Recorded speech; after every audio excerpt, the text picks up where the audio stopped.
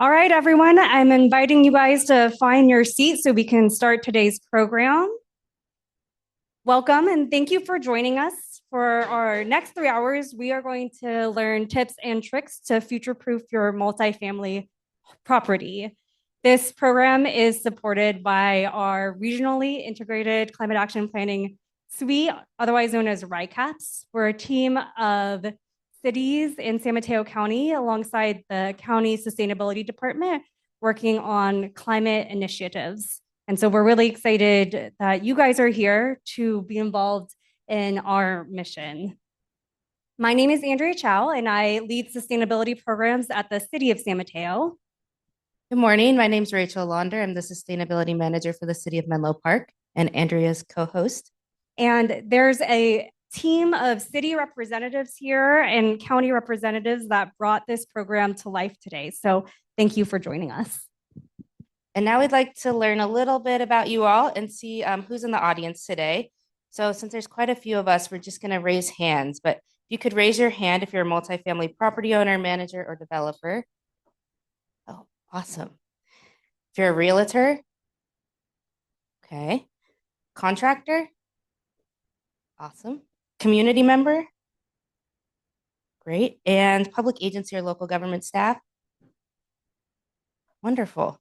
Well, we'll get a chance to meet each other and know each other a little bit more, but I'm really excited that the biggest group was our multifamily property owners, since this event is really curated and tailored for you.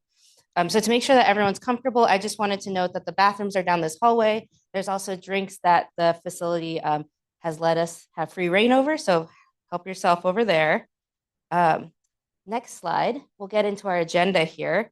We'll start with a regulatory overview from the Air District, and we will then discuss the basics of electrification with the Association for Energy Affordability.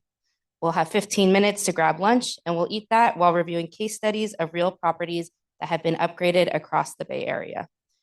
There will be time for a short break, followed by resources that you won't want to miss. There's a lot of available incentives, financing options, and technical assistance. We want to invite everyone to stay for 2 to 3 for our networking hour, where you'll have a chance to visit the booths in the back of this room, as well as the conference room. And there'll be a chance for more dialogue and to answer questions.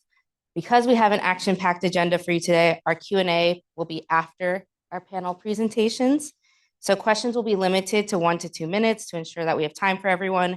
And we are recording today's event to be posted online later. So we'll ask that you use a microphone if you're asking a question. We'll also email the presentation slide deck for you so you don't have to take notes furiously. And with that, I think I've covered all of the admin here. And so we can get started with Amy from the Air District.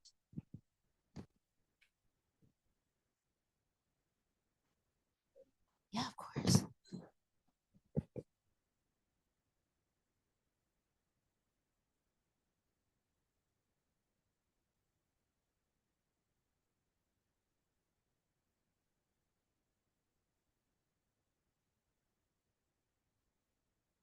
Okay. All right. Good morning, everyone. My name is Amy Dow, and I'm an advanced project advisor at the Bay Area Air District.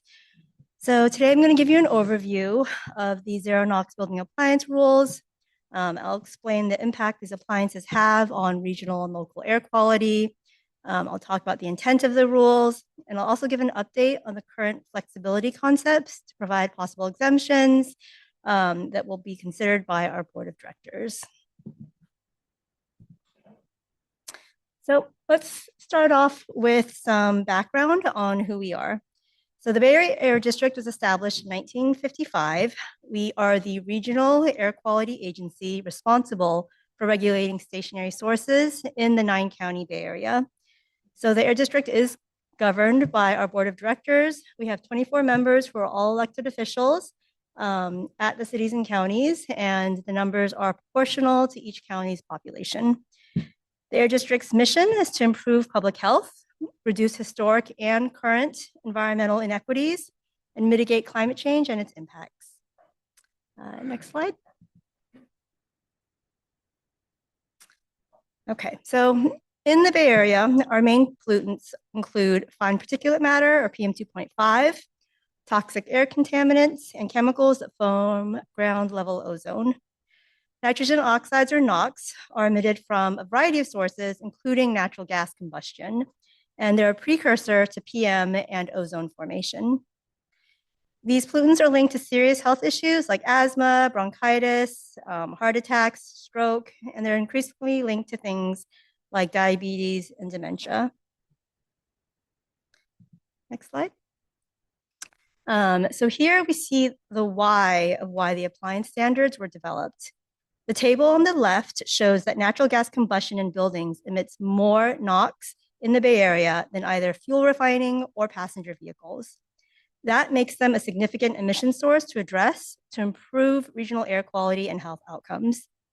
The pie chart on the right shows that space and water heating account for about 90% of NOx emissions from all buildings. So although on that pie chart we show cooking and other, the Air District only regulates water and space heating appliances. So next slide. So in March of 2023, the Zero NOx amendments were adopted by the Air District's Board of Directors, requiring residential space and water heating appliances to emit zero nitrogen oxide emissions. I'd like to point out that, this isn't the first time the emission standard has been lowered. So the rules have been in place for almost 4 decades, and the emission standards have been tightened over time based on available technology. But this is the first time that we can get to zero NOx. This will be a gradual phase-in. As you can see for the dates up here, we have different dates based on the appliance as well as the BTU level. And no one is requiring anyone to rip out existing appliances that work. This is based on future sales, future manufacture date, sales, and installation. So it's only when your appliance stops working and you basically purchase and install a new appliance after the compliance dates that the zero NOx emission standard would kick in. Next slide. So the emissions reductions from the rules are projected to result in significant public health benefits. So it'll improve overall regional air quality, which is needed to attain and maintain the national ambient air quality standards set by the US EPA. The modeling shows that the particulate matter reductions resulting from zero NOx appliances would have the greatest benefits in the Bay Area's communities of color. We see that just due to density of housing and density of the appliances in those neighborhoods. And health modeling shows that the full implementation of these rules could avoid up to $890 million per year in health impacts. That includes things like missed school, missed work, hospital visits, in addition to illnesses. And it could also prevent up to 85 premature deaths per year. Next slide. So as I mentioned, these rules have been in place for almost 4 decades. In the past, the emissions standard has applied to 100% of new sales and installations in the Bay Area. So this is the first time that the emission standard has gone down to zero, because the only compliant technologies right now are electric. That does require fuel switching. And due to this big shift, when the board adopted the zero NOx standards in 2023, they also required the staff come back to the board 2 years before every single compliance deadline and give an update. It basically acts as kind of a safety rail or a guardrail for the rules. So we've completed that first board update for Rule 9.6, small water heaters. And the resulting staff recommendations was to add some flexibilities and exemptions to Rule 9.6 small water heaters. And here you see that board process outlined. Okay, next slide. All right, so here you'll see some of the staff recommendations for the types of flexibilities and exemptions that we think are needed to make the rule more affordable for the region. So this includes specific project or building issues such as electrical or space constraints.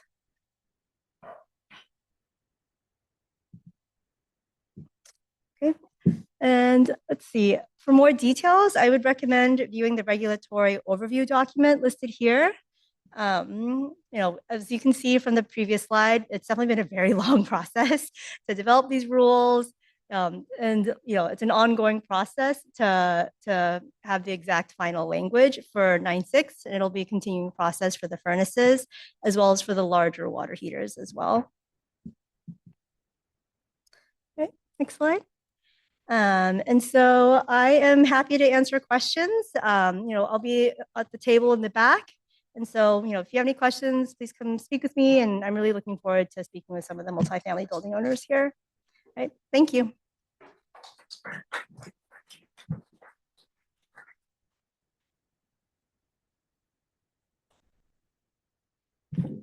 All right, we'll bring up Sheetal from the Association of Energy Affordability. And then after Sheetal's presentation, we'll have time for questions for both Amy and Sheetal. Thank you. Perfect. Can you all hear me well?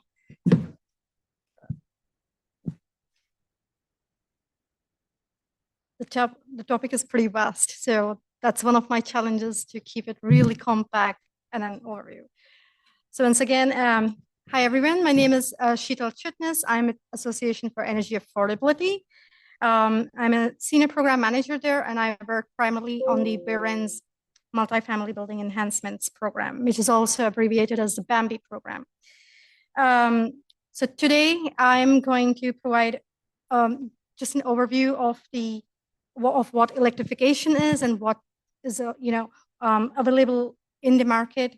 Go over some of the technologies and look at some few real world opportunities and challenges that we have encountered or we have seen in our projects thus far.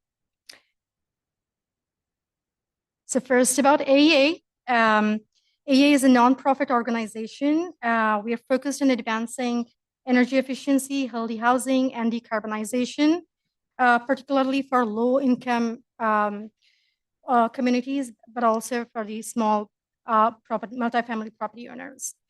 AEA originally started in New York in the 1990s, and then we expanded to California in 2010.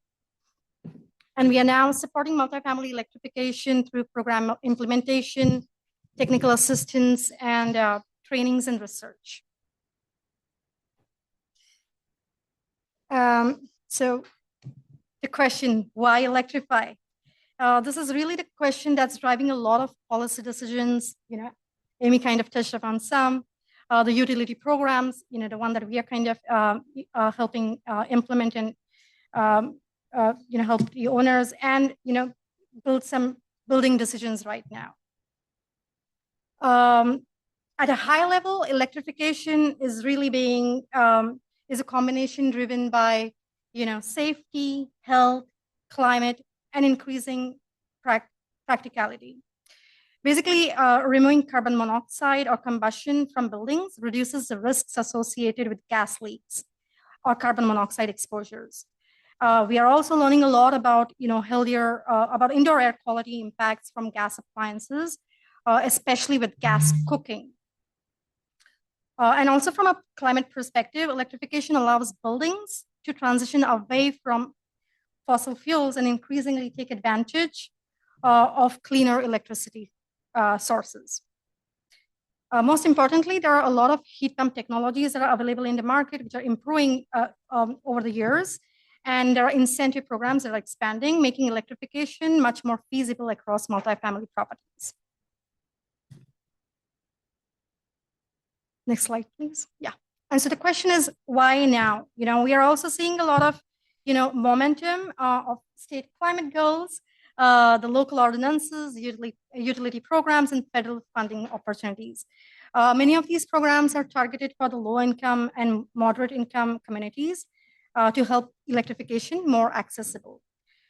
So for a lot of, folks in the, room today, for the developers and owners, electrification is no longer just a sustainability conversation. It's more increasingly becoming a part of our long-term, building planning and modernization discussions. Next slide, please. Thanks. Here I wanted to touch upon the multifamily landscape. So one important thing to recognize is multifamily is not, one building type. There are, these garden style properties, and then, they, let's say from the 1960s, that look very different from the newer properties, newer buildings, which are like mid-rise or the large, tall buildings, which have like these large central systems, high rises. We also know that multifamily housing, it plays a huge role in serving the lower income households across California, and especially the renters. And because these buildings vary so much in their layouts, in their infrastructure, and their systems, electrification strategies are also, ending up looking very different from every project. From project to project, it really it could be a different solution for a different property. And that's why multifamily electrification often requires a much more customized approach than what people initially expect. It's not like you plug in one technology and you're done. It needs, a lot of planning. I'm going to come to the side so I can see the slides a little better. So, one question we get very often is, can multifamily, especially the older multifamily, buildings, really go all electric? And the short answer is yes. Of course, there are a lot of challenges depending upon the building and what infrastructure they currently have. But there are also a lot of electrification technologies that are available today, making major building end use for every major end use. Let's say that so anything that we were earlier used to, like every major building use, where we used to use gas or electric resistance, can now be easily replaced with heat pumps. So whether that's space heating, whether that's water heating, your appliances, laundry, and even pools. So every aspect of our multifamily building can be electrified. And a lot of that shift is really the heat pump technology. I know a few folks here in the audience also came asking me about electric resistance, and I'll touch on that shortly. But let's first before jumping into the application, let's just understand what is a heat pump. So heat pumps, in a nutshell, are basically, it's simply a device that moves heat from one place to another. We all have used heat pumps in our day-to-day lives.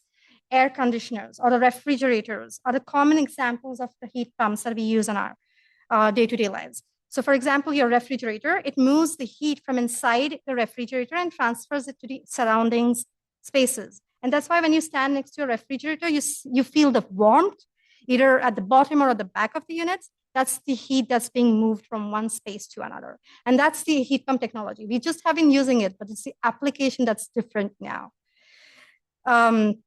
So perfect. So why do these heat pumps really matter? The heat pumps are getting so much attention is one, because they are extremely efficient. Like I mentioned earlier, they're moving heat from one space to another. They aren't creating heat like the gas equipment, for example. They also improve the indoor air quality by removing the combustion from the buildings, and they provide both heating and cooling in one single system.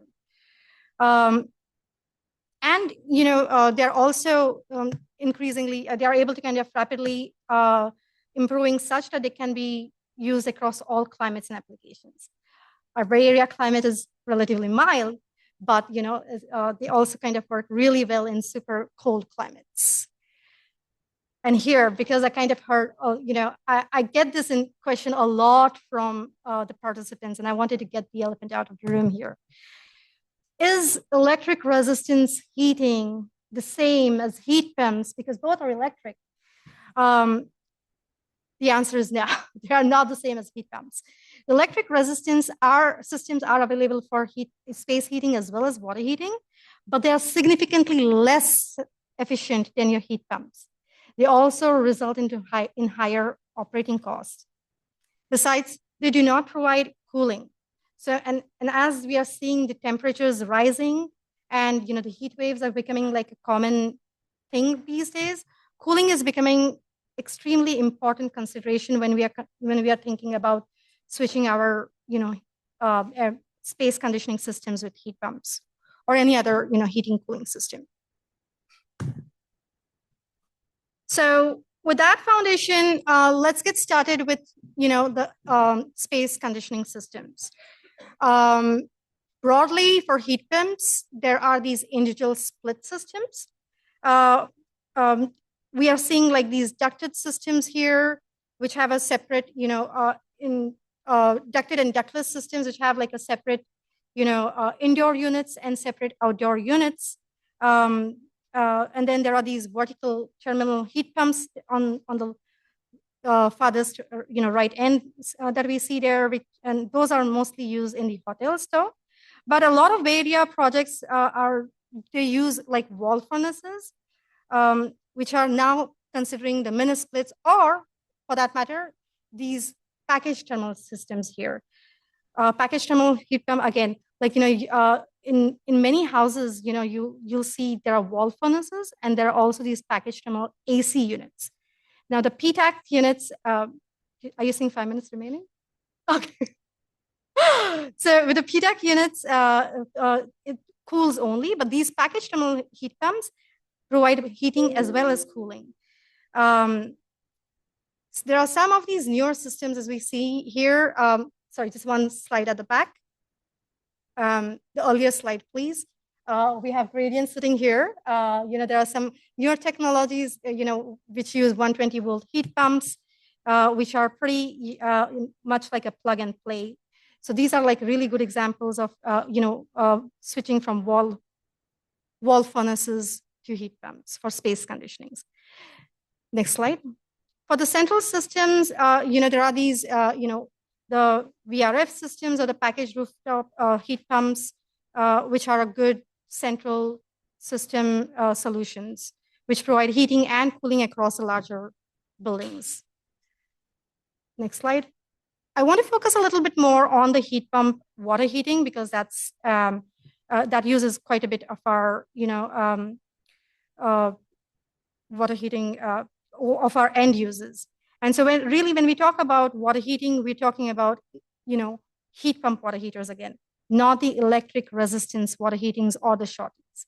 Similar to the heat pump HVAC, these also are like individual split systems, or as you see on the other side, they could be integrated systems where the heat pump is sitting on top of the storage systems. The split systems have the storage systems in the in your boiler rooms, and the compressors sitting on the outside. And then there are also the central systems, which are kind of getting increasingly common. So in multifamily buildings which have a central gas water heater could use a central heat pump water heater as an option. But really, we have seen, projects, there's nothing like, if you have a central system, you have to go for a central. We have seen really, projects moving from central to individual systems and vice versa. In terms of the configuration, they could be, individual, like one heat pump water heater per unit, or like, central with, heat pump water heater, one central heat pump water heater serving multiple, or there could be a hybrid system using a cluster. Next slide. And I want to kind of, emphasize on this one a little bit. If I were to kind of touch upon one thing, that's really, shifting the mindset from heat pump water heaters and how they behave differently from your traditional gas systems. Now, historically, gas systems relied on the burner capacity and a very small storage volumes. But heat pumps are actually exactly the opposite. They rely much more on storage and recovery planning, and which makes proper sizing extremely important, and especially in retrofit systems. So we have seen projects run into issues where teams try to size the heat pumps using the traditional gas assumptions, and there are just problems later where they have to then later add another compressor, to fix the issue. So, sizing it right in the first place is the key. Next.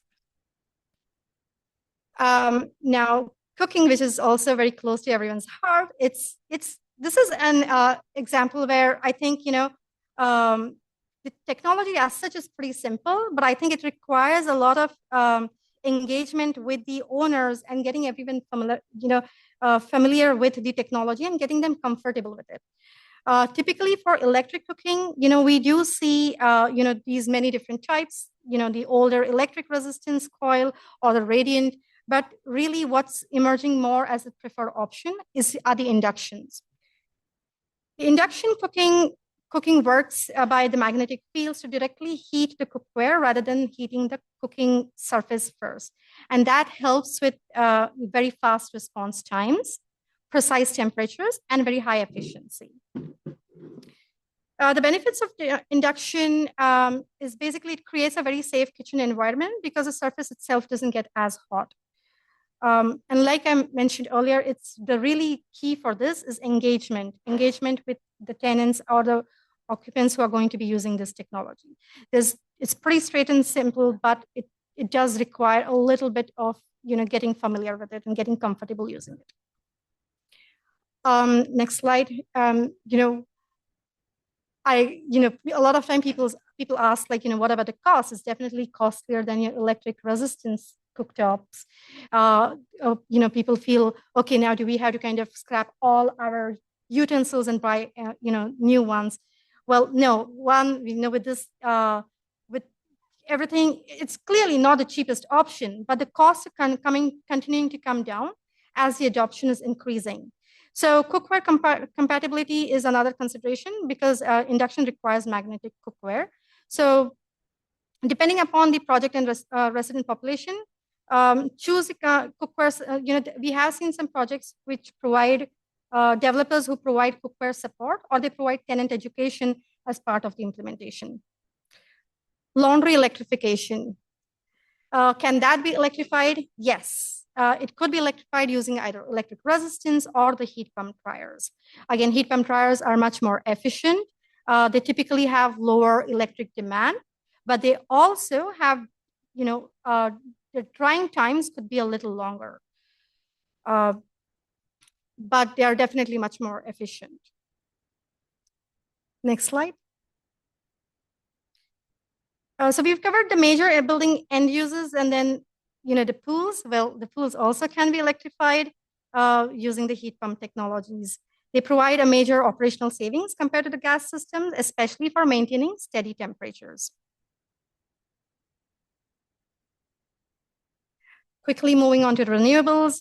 As buildings are electrifying, solar PV is increasingly becoming more popular, and it's an important strategy for helping offset any electrical loads.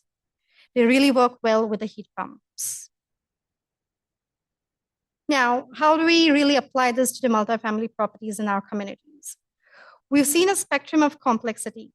So as I keep saying, one of the biggest lessons we have learned in multifamily electrification is that not all buildings start from the same place. There's no one size fits all solution. Some buildings are pretty straightforward to electrify, and there are some others on the other end which might face a major electrical infrastructure limitation. So successful electrification often becomes less about a single technology. It's more about planning, sequencing, and aligning upgrades over the time. Moving on to the challenges. Of course, multifamily buildings and projects do come with their own challenges. Electrical capacity being one of the major constraints, but there are space constraints, the older building conditions, there are funding limitations. Electrification and heat pump is not cheap, and then the construction coordination, all these things play a major role, especially in retrofit projects. And honestly, sometimes the heat pump itself is an easy part. It's the coordination, which is much more challenging. It's the, finding the right space, planning things is kind of what makes it much more challenging. But there are strategies for success. The good news is that these challenges can definitely be addressed with thoughtful planning. We have seen projects that are the ones that start early, the ones that integrate electrification with energy efficiency, which kind of integrate the electrification to their broader capital improvements. These kind of are much more successful. One of the biggest themes we continue to see is electrification and energy efficiency really go hand in hand. That's smart electrification, energy efficiency plus electrification plus solar PV. But that's okay. Sometimes you're not able to electrify all at once, and doing it in bits and pieces and by phasing it out is totally fine. And that's also one of the key strategies for success. But Reducing building loads upfront often allows for smaller, simpler, and more affordable electric systems overall. Next slide, please.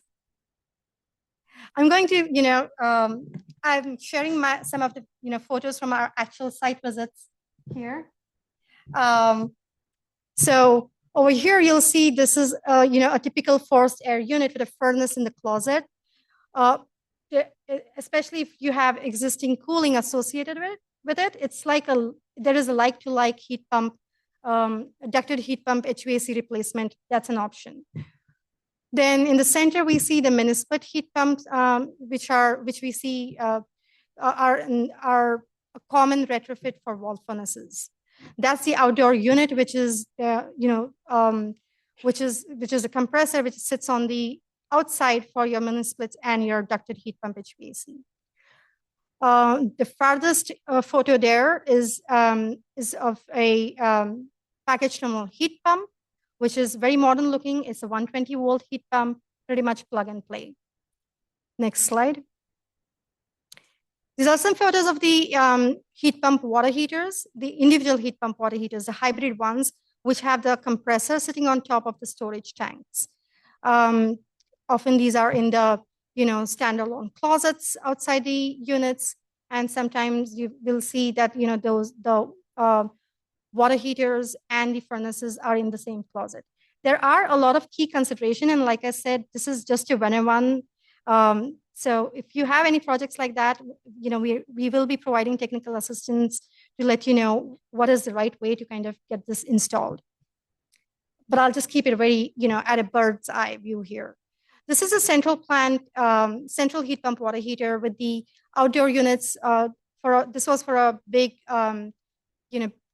senior housing in San Francisco, where the Colmax were outdoor units were installed on the roof and the storage tanks in the boiler room.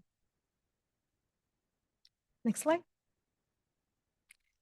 These are some examples of how different properties have installed the outdoor units. A standalone could be on your concrete pad there. There are some which are stacked on top of each other over a rack. And then there are some which could be on the in the carport or in the garages. Next slide. And some, quick examples of, here on the left is the induction range. That's the at the center is the combination heat pump washer dryer, and then the pool heat pump pool heater on the farthest right. But I hope I finished in time. So thank you very much.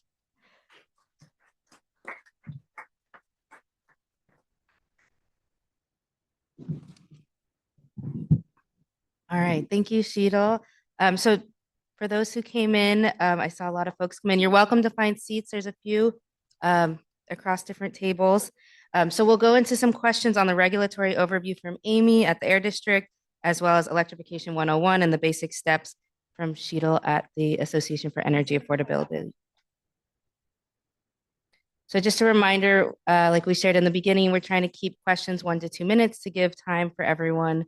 And please wait for the microphone since we are recording today's meeting. Okay, anyone have a question for either Amy or Sheetal to get us started?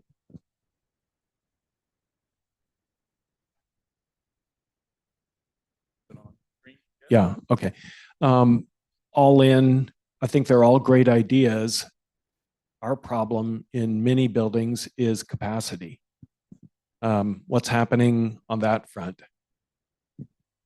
Yeah, I can only speak to Rule 9.6, which is small water heaters, because that is the one that's gone through the staff update process.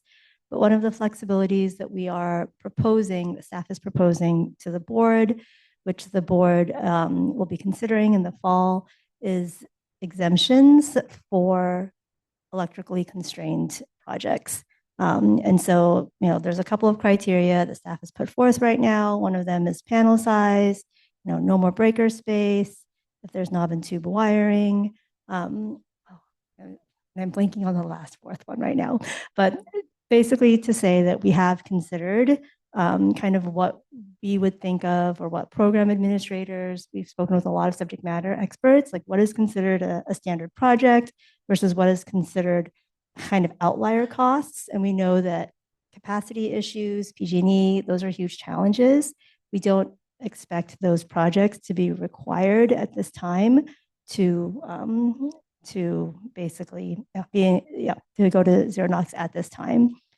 One of the aspects that staff is proposing is that this is a one-time exemption. And so, for a water heater, the useful life is about 13 years is what we estimate. So it does give building owners extra time. That's not to say that we don't ever want the rules to meet the full potential that we see when all of these appliances go to zero NOx. It just means that it will take longer and it'll give other policymakers room and time to catch up. So the CPUC right now, there has been proceedings with PG&E to basically force them to speed up their timelines, to look at pilots, to basically, they do this already with electric vehicle charging to make it cheaper for building owners to increase their capacity. But right now it's just for EVs. And so the hope is that in the future, and we're giving it time, the cost will be cheaper for ratepayers, for building owners, and that PG&E will be able to speed up its timelines, but we're being realistic and that we don't expect that to happen in the next 2 years or even the next, the next couple of years. Yeah, I will just add that, one of the strategies that I mentioned is we could also phase it out. So, with your current capacity, let's say we may not be able to electrify the entire building, but we could see what's available. And then there are also these, low voltage options available in the market, even for the heat pump HVAC, even for the induction cooking. Now, there is a 120 volt, cooking range coming out. So there are new technologies that are kind of emerging and getting developed. And so there could be, if engaged sooner, we can also plan the upgrades accordingly. We have had, projects with severe constraints. Yes, they will require PG&E upgrades, some of them, but we could just simply phase them depending upon what could be done now versus like by the time PG&E upgrades happen completely, you could then do your remaining upgrades as part of your second phase as a practical approach.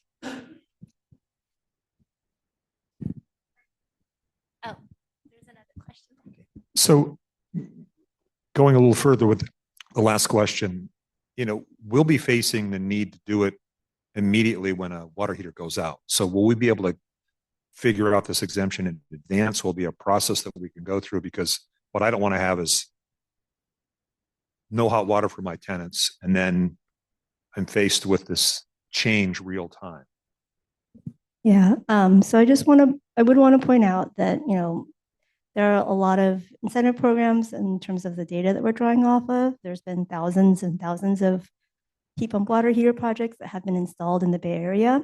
According to the data that we see, it's like 83 or 84% of heat pump water heater projects in the Bay Area can be installed or have been installed within 2 days. So we don't necessarily see these projects taking an extremely long time to install.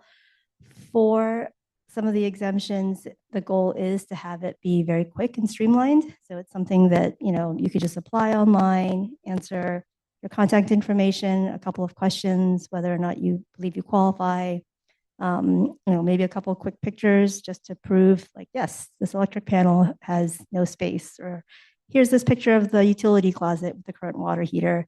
This is how big it is or how small it is in terms of it doesn't fit a much larger appliance. In terms of kind of emergency replacements and for projects where owners may want to go forward with the heat pump water heater, even if it does take more time, we've basically come up with a provision for licensed contractors to purchase a limited number of NOx emitting gas units so that they could use that as a loaner. And so, we've spoken with some contractors who said, yeah, we can just carry that in the back of our truck. So if we come across a project, they could install that temporarily and have that in place until all the rest of the work has been done and the zero NOx water heater could be installed. So That's how we're kind of thinking around the emergency water heaters. We're not looking to keep people without hot water for days and days or weeks and weeks on end. So we don't really see that as an issue with heat pump water heater installations, but we're aware of the concern and we're trying to alleviate that. I think we have time for one more question right now before we head into lunch. Oh, okay. So, I mean, all this is excellent. All of this is excellent, but I want to mention two things. One is I've had 3 electrical outages in the last 2 or 3 months. And in the last 30 to 50 years, I don't think I've had a single gas outage. So you should have PG&E come here to tell us what they're doing regarding upgrading their electrical systems. I don't see any of that here. The second thing is in the US, there seems to be plenty of gas available, LNG. All right, we're exporting it. And with all this AI work going on, there's not enough electricity. So here you're pushing electricity where we have plenty of gas available. So, I mean, these are things bigger than all of this that you're not addressing here.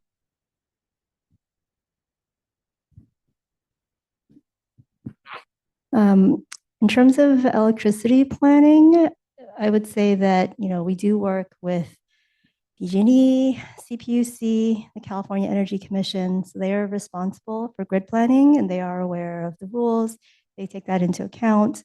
And note that this is a gradual phase in because, we're not requiring anyone to rip out their current appliances and immediately replace it with zero NOx. We don't see this happening overnight. This will take a lot of time in terms of if the average water heater or the average furnace, they all last for 13, 18, 20 years. So it is a small amount that gets replaced every year. In terms of the grid and PG issues, I think that's a great point for organizers next time. In terms of outages, I would want to point out that in terms of like reliability for water heaters, not all brand new NOx emitting gas water heaters will work in an electrical outage. Some of them will, but some of them do rely on things like electric pilot lights, fans, electric fans. And so some of them, they're not necessarily working. They are just drawing hot water from that storage tank. A heat pump water heater also has a large storage tank where you can draw hot water from that for a large period of time.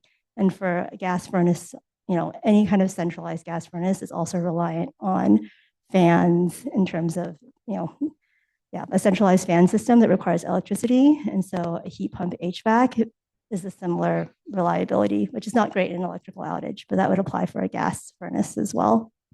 Okay, and thank you, Amy, for providing that response. I am going to close our Q&A for this panel and move us to lunch. And so the way we've structured our day today, we have a lot of programming for you. So this is very much a grab your lunch, come back to your tables. We're going to get our next panel set up. And you'll be eating while our panelists are going to provide more programming to you.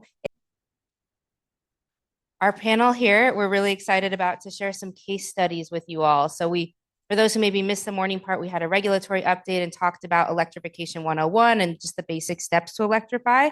But today we'll really focus on Bay Area properties and what has happened out in our communities. So we'll have Angela Evans from Menlo Spark kick us off, and we'll have Preeti Tibrewala from the Bay Area Multifamily Building Enhancement Program.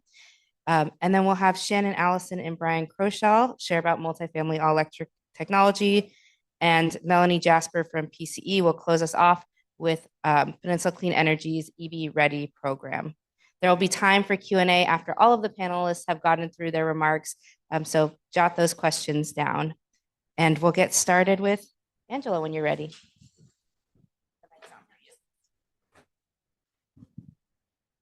I'm going to stand up here. I am Angela Evans. I am a program director at Menlo Spark, which is a small nonprofit organization that works on climate policy and public health policy and innovative precedents that can set meaningful examples for the rest of the region. So let's jump right in. I'm going to talk to you today about 2 multifamily buildings that Menlo Spark worked in collaboration with other nonprofits, including Association for Energy Affordability, to fully electrify the building, and some major takeaways. Next slide. Next slide, please. Okay, so we call Willow Court. It's the name of the building. It was, at the time when we completed it in fall 2024, it was, as far as we knew, the first fully electrified multifamily building in San Mateo County. There are 6 housing units of affordable housing. We worked with AEA and Mid-Penn Housing, which is an affordable housing nonprofit organization in our area. We replaced every single gas appliance with more efficient in-unit electric versions, including heat pumps. Now the buildings are all electric, gas lines capped at the street. And importantly, and I'm going to delve into a lot of depth in this later, there was no electrical panel upsizing needed. Next slide, please. I am not going to go through all of these details, but all of this detail is here for you to see that if you click on this link, which is on our webpage, and these slides are available, you can see the exact appliances and all their specifications, brands, capacity, et cetera, of every single electric appliance that was installed in this building. Next slide. At the time, we did receive some local press, including a nice quote from our very own Rachel Lunder of the city of Menlo Park. Next slide. Thank you. So here's a brief overview of the benefits of this work, and I'm going to go into a lot more depth about a number of them. But first and foremost, climate pollution removal. We know that when you remove methane gas appliances from your building and you replace it with electric versions, you get immediate climate reductions because the electricity in our region is 100% climate pollution free.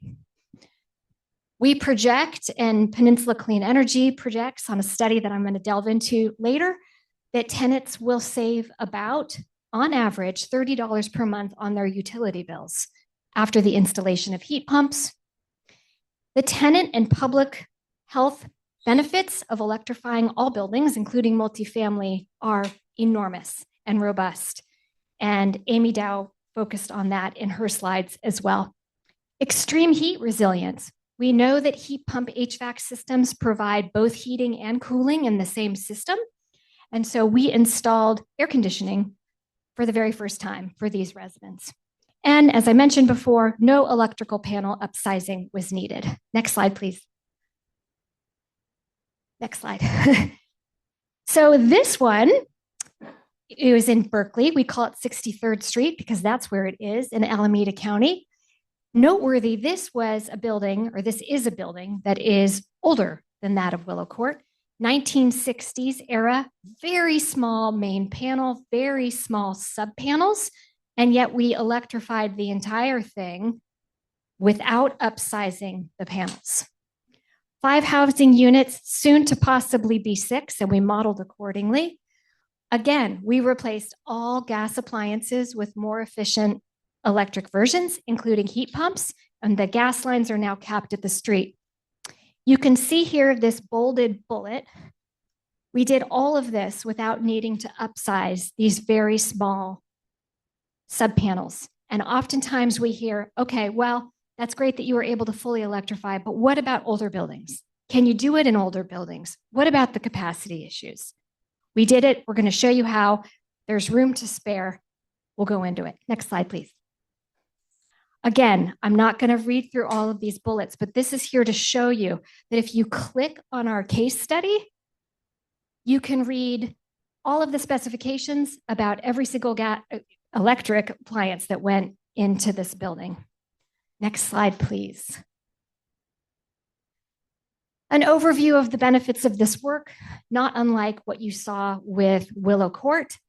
Climate pollution removal, tenant and public health. We know that when you burn methane gas in buildings, it releases nitrogen dioxides, carbon monoxide, benzene. Got rid of all that.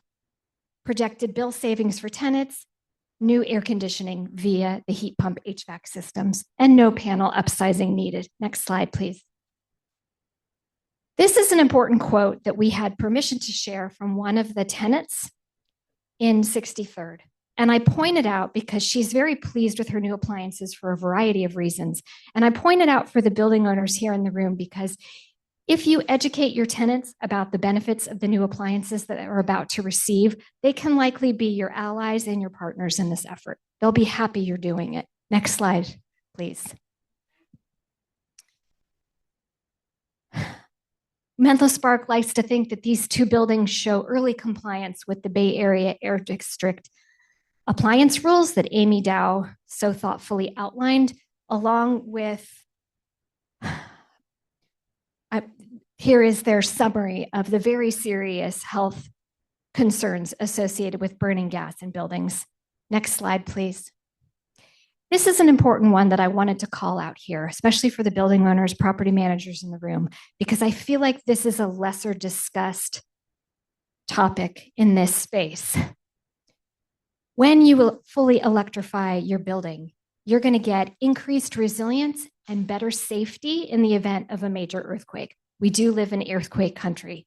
So if you look at this little yellow arrow here, we see that electricity is restored faster than gas is after a major outage, sometimes by a very significant chunk of time. This references a publication that came out just last month from a nonprofit called Spur that says, quote, electrification not only aligns with strategies to decarbonize the city's energy supply, but also reduces post-earthquake fire risks associated with gas infrastructure. So that's a big deal. Next slide, please.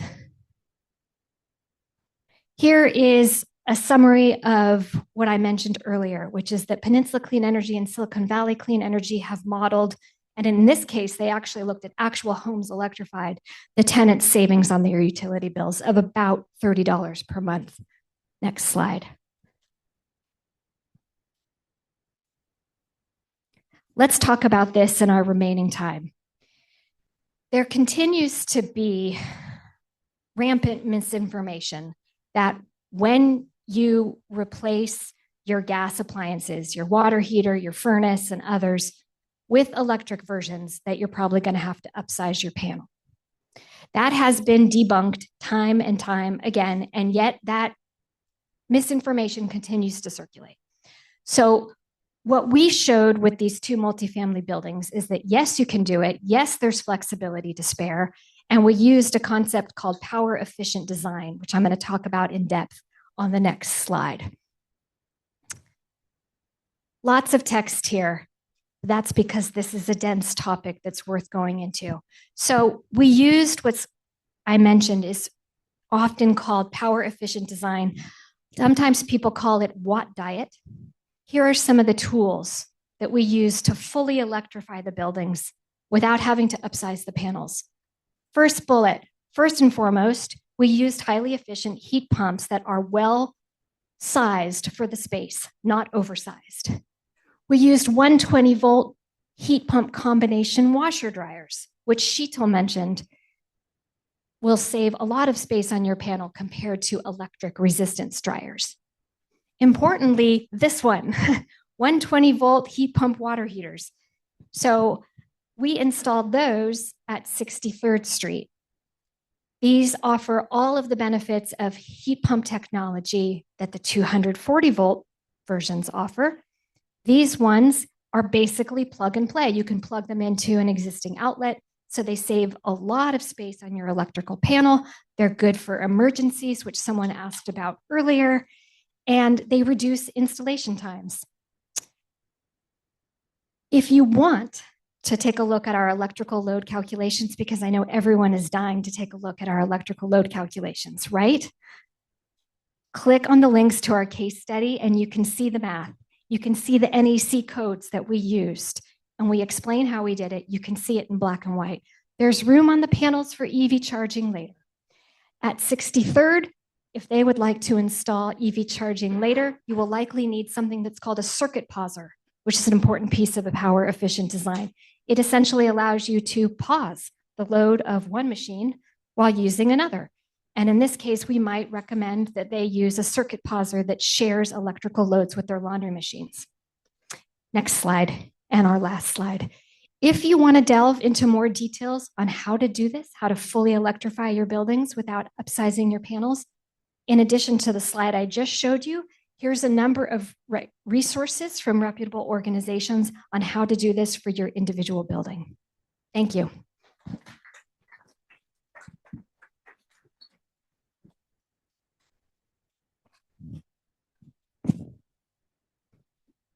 Hi, I'm Preeti. I'm an investor and property owner. And thanks to Sheetal from AEA and Angela from Menlo Park, I was able to do electrification in 2 of my buildings in Berkeley. So I'm going to be talking about why I did that. So basically, the future of multifamily is electric buildings. Why are we doing this? Because decarbonization existing assets isn't just about the environment. It's about regulatory compliance. It's about improving asset value.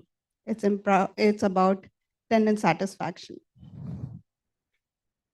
So 2 years ago, I started electrification for these 2 buildings together, but we ended up doing 2 separate strategies for these. For first building, we went ahead and did main panel upgrade. And because both are like older buildings, like Angela mentioned, they are like 1960s era. So the building 1 had knob and tube wiring that definitely needed electrical panel upgrade. So we did that. We installed all electric mini split and also heat pump water heaters in the building. The second one, it essentially took 6 to 12 months of just coordinating and project with PG&E and getting all the approvals. So with this, for the second building, we went ahead with no panel upgrade. Here, Angela came in and helped with the energy efficient design. We used mostly plug and play devices, which is 110 volt appliances. And Angela already talked more about it.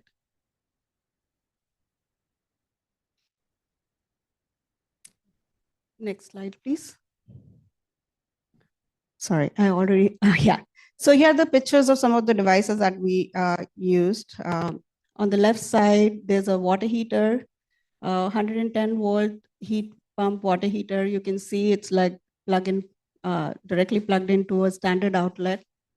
And while upgrading the building, we realized that we had a gas washer and dryer, which I didn't know about. So I just went ahead and ordered a washer dryer from Home Depot, and they came and installed it right there. You can still see the gas line.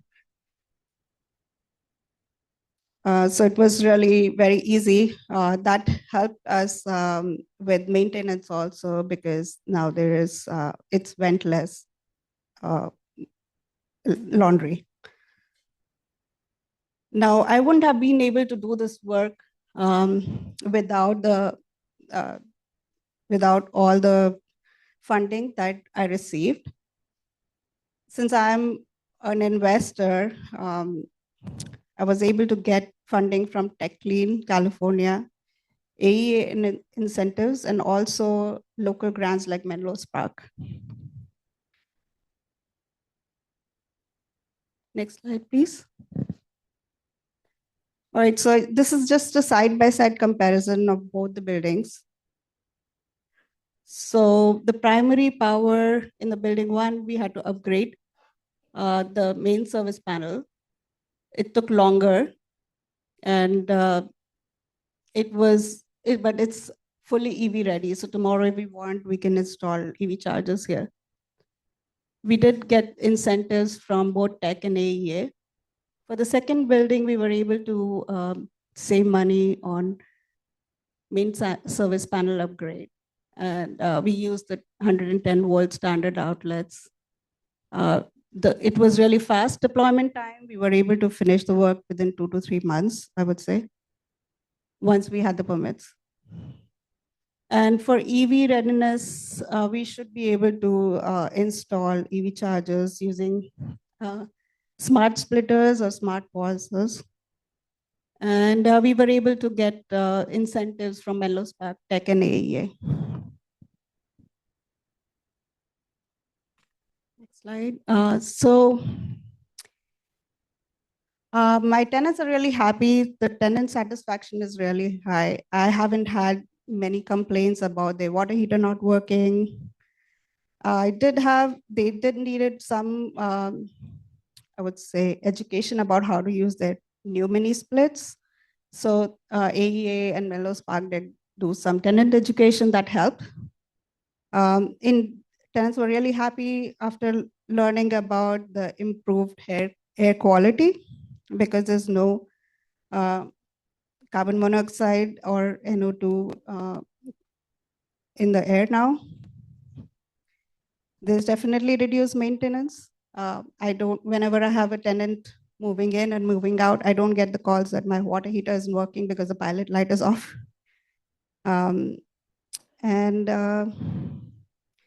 It's definitely ahead of compliance because when my water heater goes bad, I won't have to replace it to electric at that point. All right. So if you want to go ahead and do this, these are my strategies. Please go ahead and audit, assess your panel load and take a current appliance inventory. Partner with AEA, they're great help. They help me understand what incentives are available and how to go ahead and create the technical specs for it, and reserve the funding, and then go ahead and choose whatever path works for your building. All right, thank you.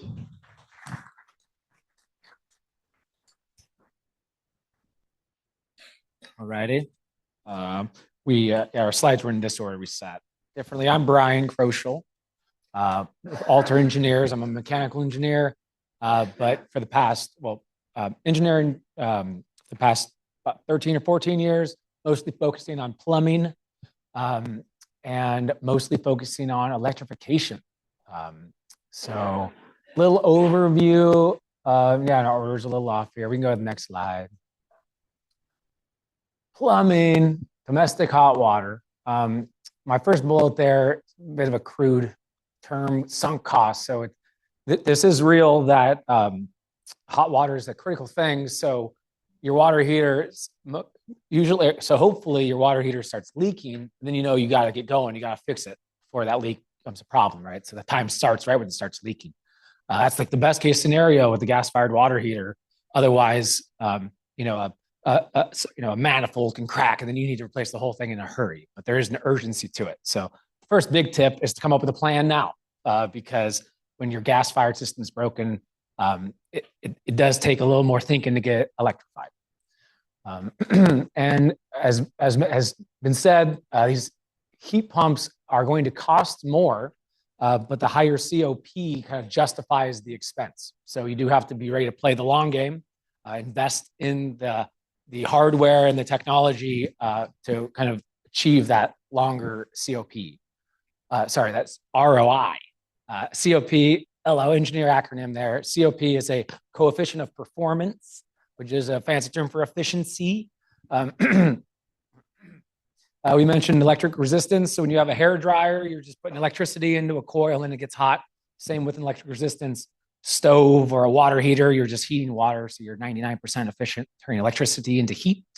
But for heat pumps, you're moving heat, like we said before. So that's your coefficient of performance, where you're putting in 1 kilowatt into the heat pump and you're moving 5 kilowatts of heat into your hot water storage. So it's that kind of leveraging that efficiency that really pays for itself. And my bullet here, my last bullet about requiring, back a slide, please, access to the outdoors. Okay, so this is where it is anything but like for like. Okay, so gas water heaters, developed over these past 50 years. The manufacturers. They're designed to be swapped out. But when you go from gas to electric, you really just can't swap it. It's a totally different paradigm. Okay, so the gas thing is similar. No. The gas thing is just, it's inexpensive to bring in a small gas pipe into your building, and you can get a lot of heat, a lot of energy in that gas line. So you get a lot of energy transfer. So then the size of the unit can be smaller because you can get a lot of heat into the water because it's just gas. And the cost of gas relatively low. We have this abundance on the West Coast right now. But obviously costs are a little volatile with international happenings. But the gas paradigm is that the architect lays out the building, and you find a mechanical room, and you put your gas equipment in there, and hopefully it's close to the gas meter. And you fit it all in there, and you get hot water coming out of this little room. But it's a different paradigm with electricity because we are storing this energy. Okay, so instead of a small tank and a gas line that has a whole bunch of heat the water in nearly instantly. I want to make that transition. The efficiency, say in the past 20 years, was about tankless gas. You hear a lot about tankless gas, where you save space, and it's mostly the gas. It's only next size up, and you can go tankless. You save the space, and it can be more efficient, and that's totally true.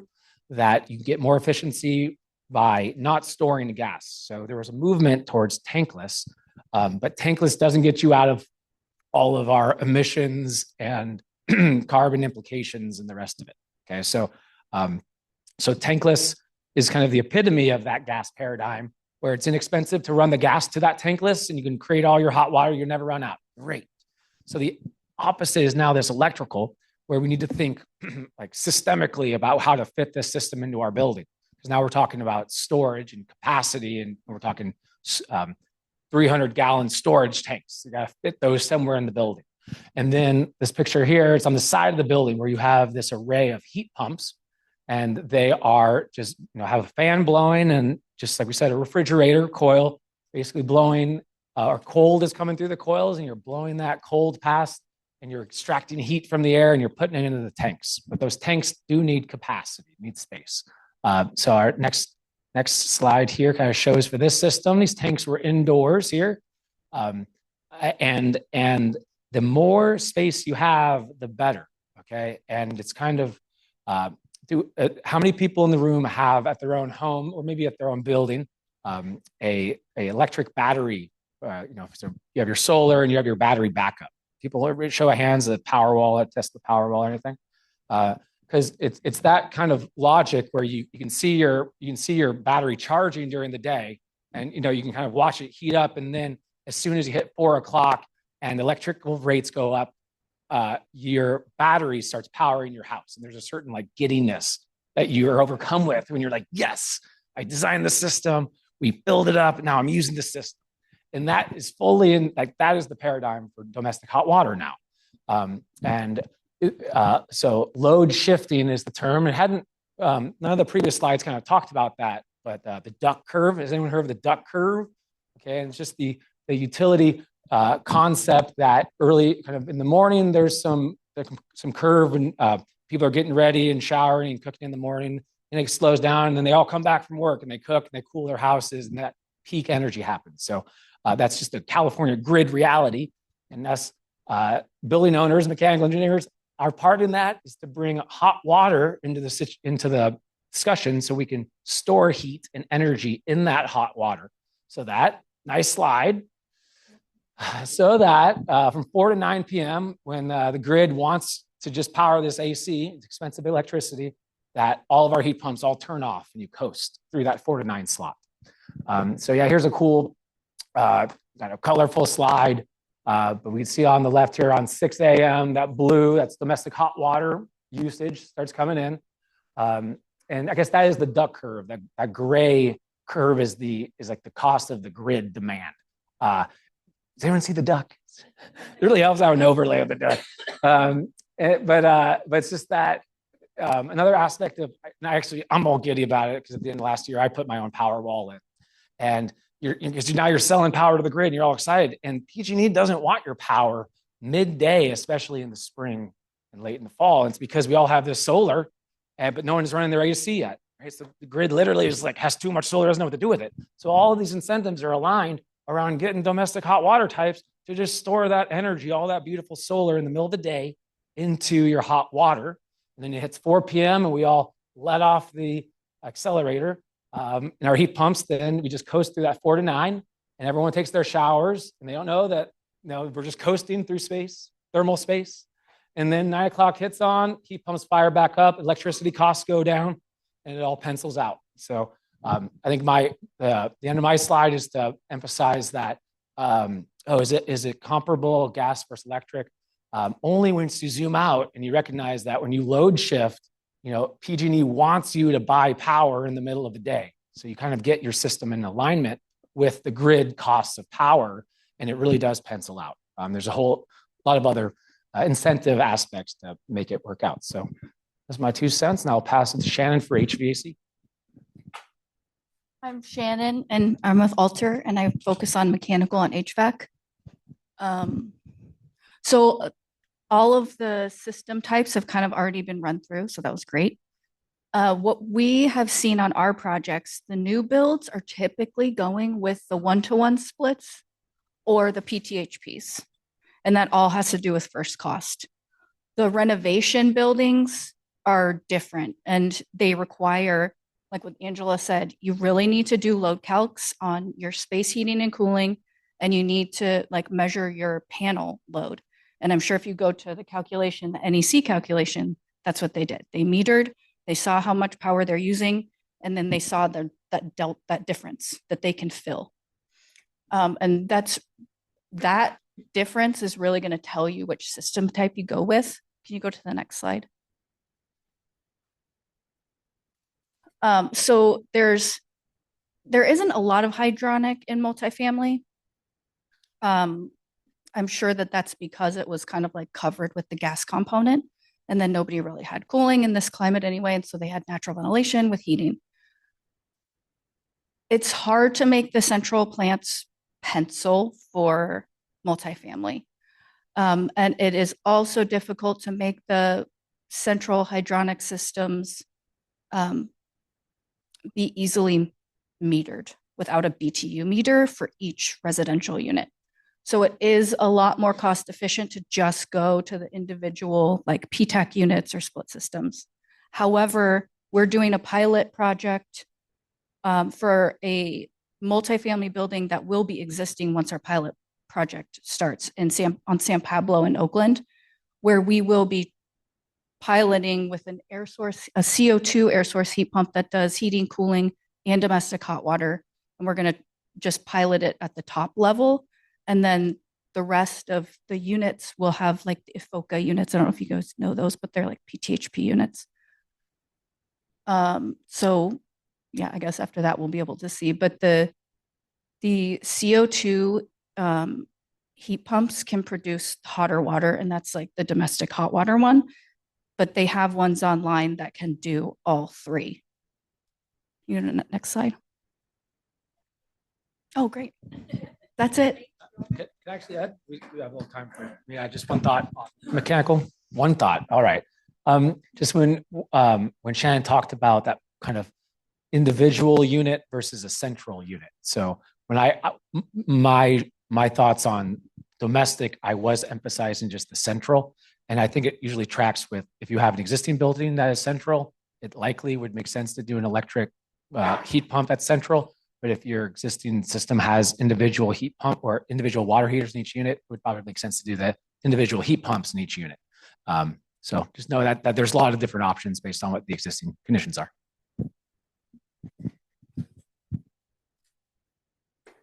All right, everyone, I'm our last speaker up here. My name is Melanie Jasper, and I run our EV Ready, which is our EV charging program at Peninsula Clean Energy. You could go ahead and go into our first slide. So I'm going to mostly focus this talk. You're going to hear from me again later today. So I'll get a bit more into who PC is and what our program's about. Today, we're really going to focus on some of our large scale EV charging installations that have happened throughout our service territory and hopefully provide some examples for other property and owners in the room to start thinking about how could this look at my own property. We can go ahead and go to the next slide. So real brief of who am I and why am I talking to you about this is the EV Ready program. We've been around since 2020. We've helped over 300 properties get a one-on-one assessment of what their EV charging options are for their property. And we just surpassed 2,500 total chargers installed in our service territory. About 2/3 of those are at multifamilies. So approaching 2,000 multifamily chargers installed. Go ahead and go to the next slide. So what this looks like, this is a very typical property in our service territory, and it's a common story for us. A property owner will engage with us and say, hey, we're thinking of putting a couple shared chargers in for our property. This is the layout here on the left. That's what the customer in this case came to us asking. It's a 90-unit building. They're saying, hey, can we put in 2 chargers? After working with us and understanding their options for EV charging, they actually installed 90. They put one in for every single HOA unit in this property, and they did it for less than $500 per parking space. This is another example. We're talking about avoiding service upgrades and avoiding bringing in extra power to the site when you can. This site used some smart load management and low power outlets that were able to avoid those electrical upgrades entirely. Go ahead and go to the next slide. So I'm going to talk a little bit about our strategies in our program and how it helps keep those costs low so you can really go big on your charging projects for a great cost. The first is understanding the difference between a shared and assigned charging and specifically the implications for multifamily. So shared charging, this is something that looks like what's from behind me. This is a great option for a medium dwell time location, schools, public charging, civic centers, but this is not necessarily the optimal approach for multifamily, right? A couple of shared chargers might be a great start for your property, but it's bound to cause some conflicts and challenges as soon as you have more drivers than you have chargers available. And so what ends up happening, right, is you have this shuffle of residents. It can cause tension, it can cause challenges, and it's a lot more expensive for you to put in up front because these parking spaces become dedicated EV charging only parking spaces. And so that's another challenge then is you're giving up parking spaces to put in shared chargers. So we can go ahead and go to the next slide. So on the flip side, what do we recommend instead? Mostly our first option for multifamily properties that we'll recommend would be shared outlets. This is a simple, it could be a level 1 or level 2 outlet. And we recommend putting these at each individual parking spot assigned to that dwelling unit. In this way, it brings pretty much the same charging experience as someone would have if they're in a single family home, right? You simply come in, you park in your own parking spot, you plug in your car, and you forget about it overnight. It starts charging, you leave it there overnight, and it's charged and ready for you in the morning. We find that level 1 outlets are able to meet the driving needs of over 96% of San Mateo County commuters. So for almost every commuter in our service territory, that level 1 outlet is enough to get them charged for their morning commute. It's really those super commuters, DoorDash drivers, and so forth that might need an extra visit here and there. Last thing on this slide, it's a lot cheaper than those shared multifamily projects. We see it's anywhere from 3 to 5 times cheaper per port when compared to those shared level 2 chargers. You can go ahead and go. Next slide. This is another one of my favorite examples. This is Bayview HOA. This is a big site out in Millbrae that opened last year. They installed 143 outlets at this site. This was also an outlet for every single parking space. And the most exciting thing about this project is it didn't cost anything to the property owner. It was 100% covered with PC incentives.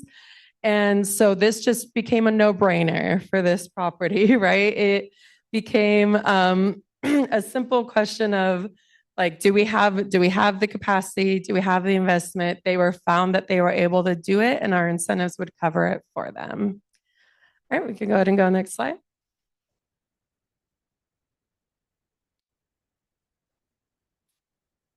I think at this complex in particular, we had about a dozen EV drivers when we start. I haven't looked yet at this site, though. I would ask Mike from Go Power back there because I bet he could tell you.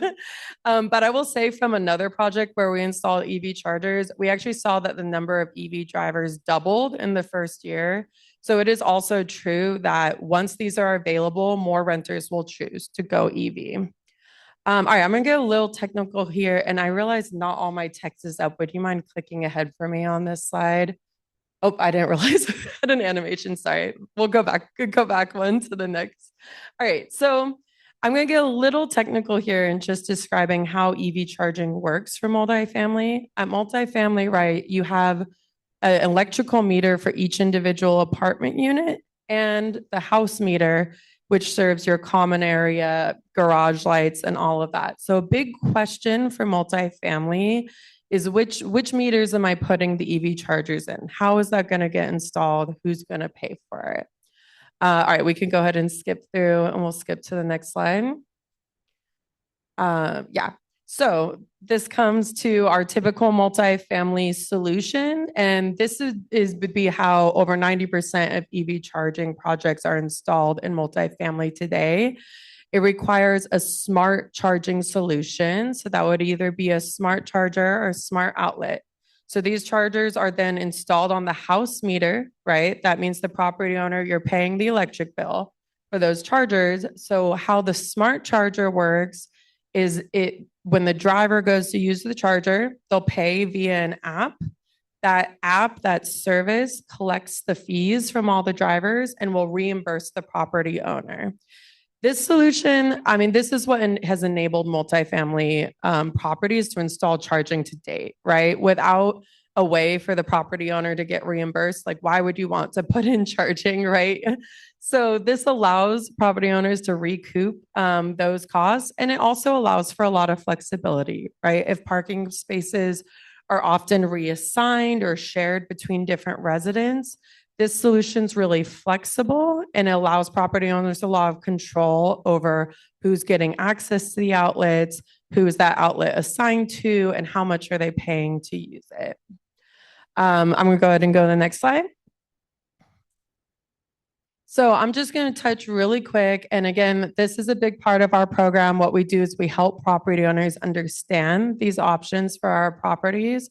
There are a few new technologies coming down the line where we're actually able to bill drivers directly on their home electric bill for using the EV chargers. So this solution would not require that smart app or smart outlet. The driver would simply plug in and get that electricity on their home bill. The first option being direct wiring, which means physically connect the hardware to each individual apartment unit. And then the other option is doing that virtually. This is a brand new technology that is just hitting the market.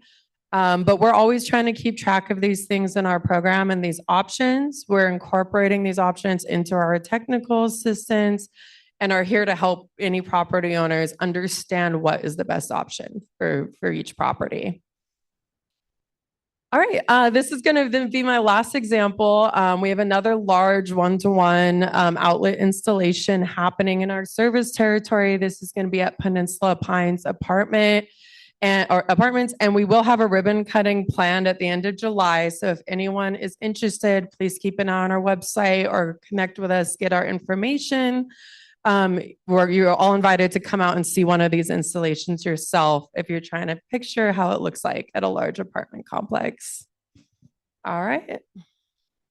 Oh, and that's it for me. Information is here. And yeah, please, I think we have just a little bit of time for questions, but if we run out, we'll be back there as well.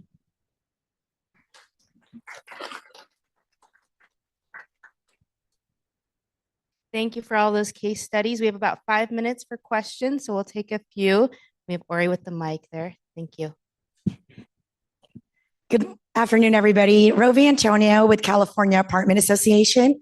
We are an organization that represents rental property owners and operators in the county. Thank you to the panelists so far. Great information. I'm so happy to be here.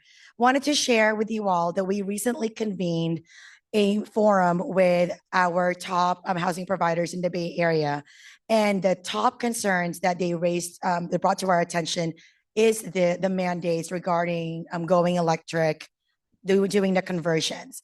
And so the request, the ask that that they shared with us is looking at technical assistance for them, but also to the contractors that they may be dealing with. During this morning's presentation, one of the identified challenges for multifamily owners was the learning curve. And so our owners are also experiencing that with contractors and anybody related that's in this space. So what is your advice and what are the plans to making sure that with all the mandates that are coming down, either from the air district, regionally or locally, that everybody's playing under the same rules, understand the requirements, and that help is there so they're not having to go to a series of phone tree just to get technical assistance?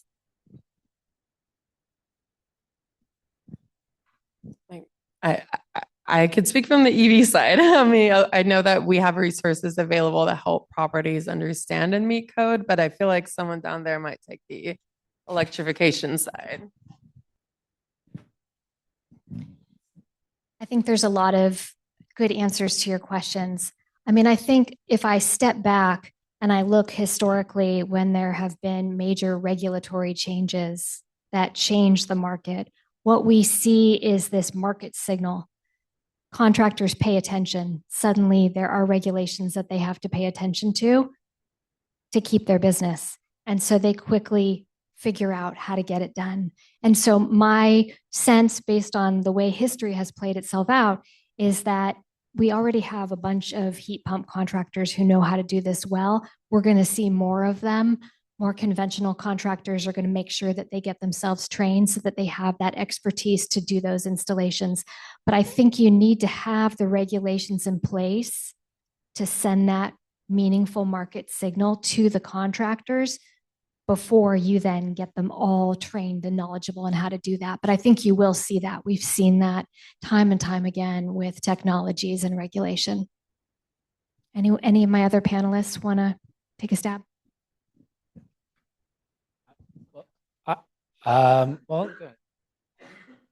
Load calcs, load calcs, load calcs. See an engineer.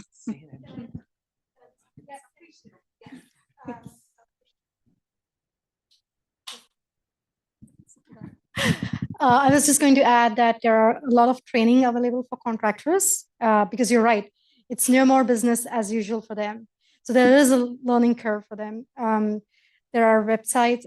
Tech is the, another incentive program that was available, and they required the contractors to be participating contractors, and they have tons of training available for the contractors to, and also for the multifamily owners and, whoever wants to kind of get a little bit hands-on with things. There are enough training resources available. I'm happy to kind of share some, websites or other things. Maybe, when you would receive some email from the organizers, I can share those websites along. There's a website called Switches On, which also has a lot of resources. It has a list of contractors who are tech, participating contractors and have gone through the trainings already. So there's talent out there, and thanks for that question.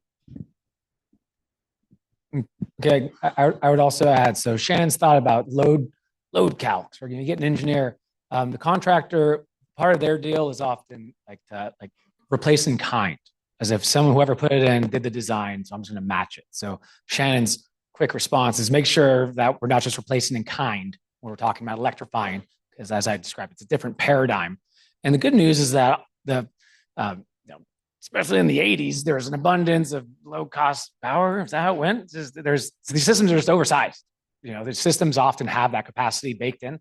And only once you do a modern load calc and you actually sharpen your pencil, you see, there's plenty of capacity to take on the electrification challenge. And from my experience with in the plumbing industry, there's all this tension about shifting to electrification and Manufacturers now putting out heat pumps instead of more efficient gas-fired equipment. But I would say, unlike like the AI revolution that's like taking the jobs of taxi cab drivers, so to speak, all these plumbers still have a job. Like it's all just you're going to install this type of water heater now. So in terms of the industry getting there, there's a lot of alignment in that the manufacturers want to train. There's free training, there's certifications. These incentive programs have lists of applied contract or approved contractors. So there's an incentive to get into it. So there is a path to kind of tool up. So I also feel like when you're looking for a contractor to do the work, you're looking for someone who's ready to tool up and excited about the challenge and stay modern, like these nice people who have heat pump in their phone number. So look out for those people. Yeah.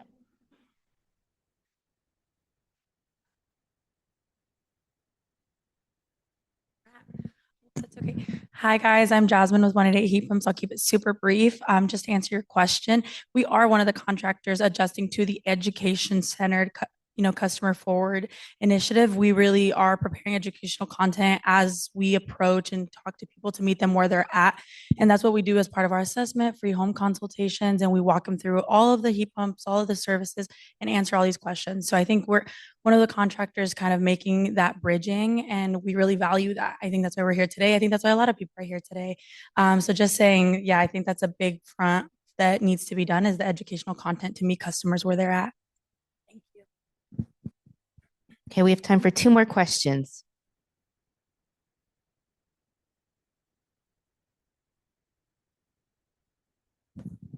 Hey, this is Alistair Adams. I'm working with Redwood Energy, and watt diet was mentioned on there. So just wanted to say that I've been working on a multifamily watt diet, and it's kind of fun when you actually look at the calculations. The projects I'm working on, they've got 90 amp panels, which according to low calcs is that the systems they're using comes out at 54. So there's still a lot of room there according to the NEC code. It turns out that the biggest user is 33 amps, which is still pretty huge, probably using a ton of electrical resistance in there, including probably electric resistance heat, clothes dryers. So you got a ton of spare capacity at 90 amps. And then on the whole building side, they've got about 20 units per building. Each building's rated 800 amps. I tallied up 30 condo units from the different buildings, and it comes out at 150 amps. So they're in reality using 150 amps out of an 800 amp service on that building. So there's heaps and heaps of capacity there to electrify.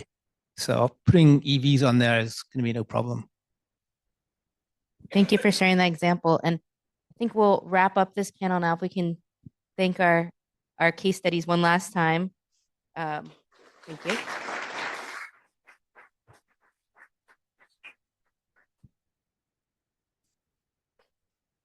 So is everyone getting ideas for what they could potentially do at their buildings? Some excitement? And we heard in the questions the need for resources. And so the next panel we have is focused on resources. So many of the folks who are here hosting booths are going to be coming up now to share about funding, financing, and technical assistance that's available. Okay. There's a couple minutes to transition. If you'd like to grab another sandwich half or a drink, please do. The bathrooms are also that way. And I think there's a few cookies left as well.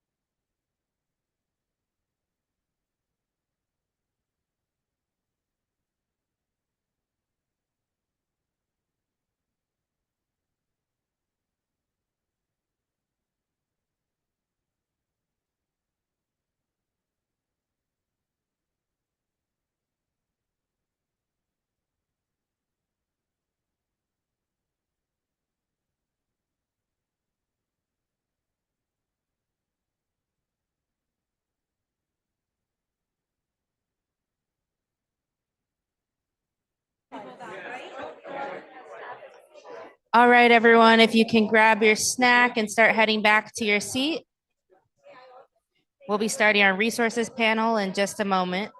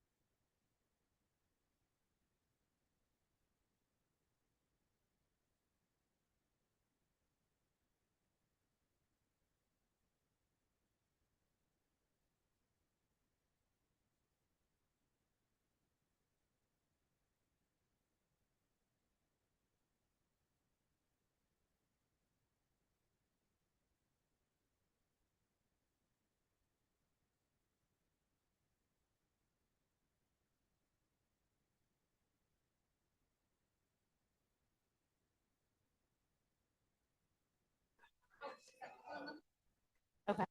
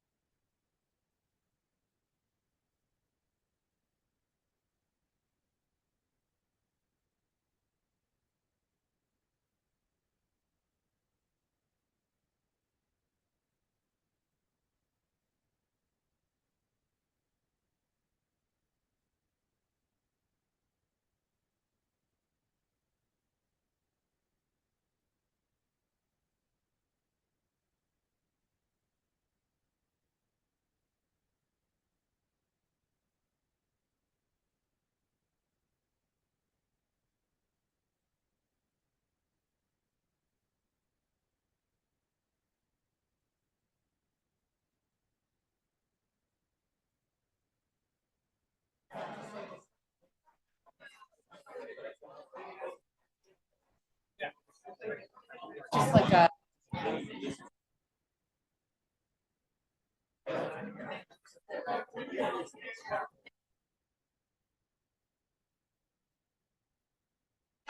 All right, everybody, we're coming back to hear about resources from our different partners across the state.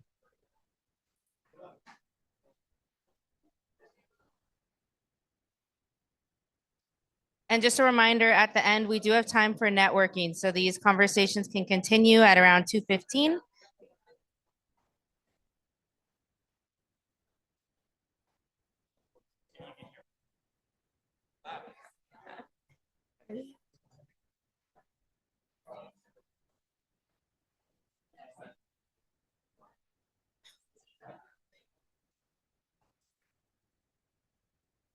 All right, we're getting started with our resources panel here.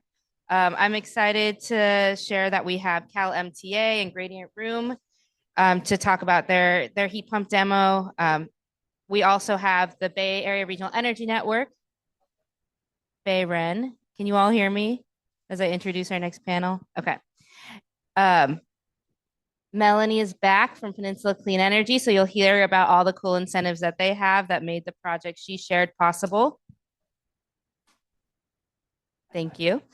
Go Green Financing is also here to talk about their offerings. So without any further ado, we can get into our resources panel, and we'll start with Alex and Samantha. Check. Okay. Oh, that's actually really great. Okay. Hey, everybody. My name is Alex Rosell. I am the program manager for the Room Heat Pump Market Transformation Initiative out of CalMTA. So a little background on CalMTA. We are a program from the California Public Utilities Commission. We're here to help accelerate progress towards California state's our energy, climate, workforce development, and equity goals. We want to make energy saving and cost saving technologies and practices more accessible to you through a process called market transformation. Now, market transformation is a proven process. It's new to California, but not to the United States. We seek to identify barriers that are inhibiting the adoption of a particular technology, in this case, room heat pumps. We look at the current market landscape, see if there's anything that we can build on, and then we deploy strategic interventions that are designed to break down those barriers. As we do that, the market creates a bit of self-sustaining change. We can kind of back away and let the market take its way. Next slide, please. So why room heat pumps? Why are we so excited about this new technology? Well, we see it as a great way to meet California's decarbonization goals. And if we're going to do that, we need to access multifamily buildings and small single-family homes and renters. They are a massive portion of the state's housing that we need to address. They're a cost-effective way to deliver clean, all-electric cooling and heating in one device. No more swapping out heaters and coolers based on the time of the year. One device sits right in your window all year long. They are portable. That eliminates the need for costly installations for drilling through the walls or panel upgrades. They plug right into 120-volt sockets. And we see that there's a clear role for CalMTA to address these barriers and leverage momentum that we're seeing in the market, like with Gradient, you'll hear from Sam in a few minutes, and a number of other manufacturers that are entering this space. So CalMTA defines, we have our own product definition. These products straddle a few different product categories, depending on who you talk to.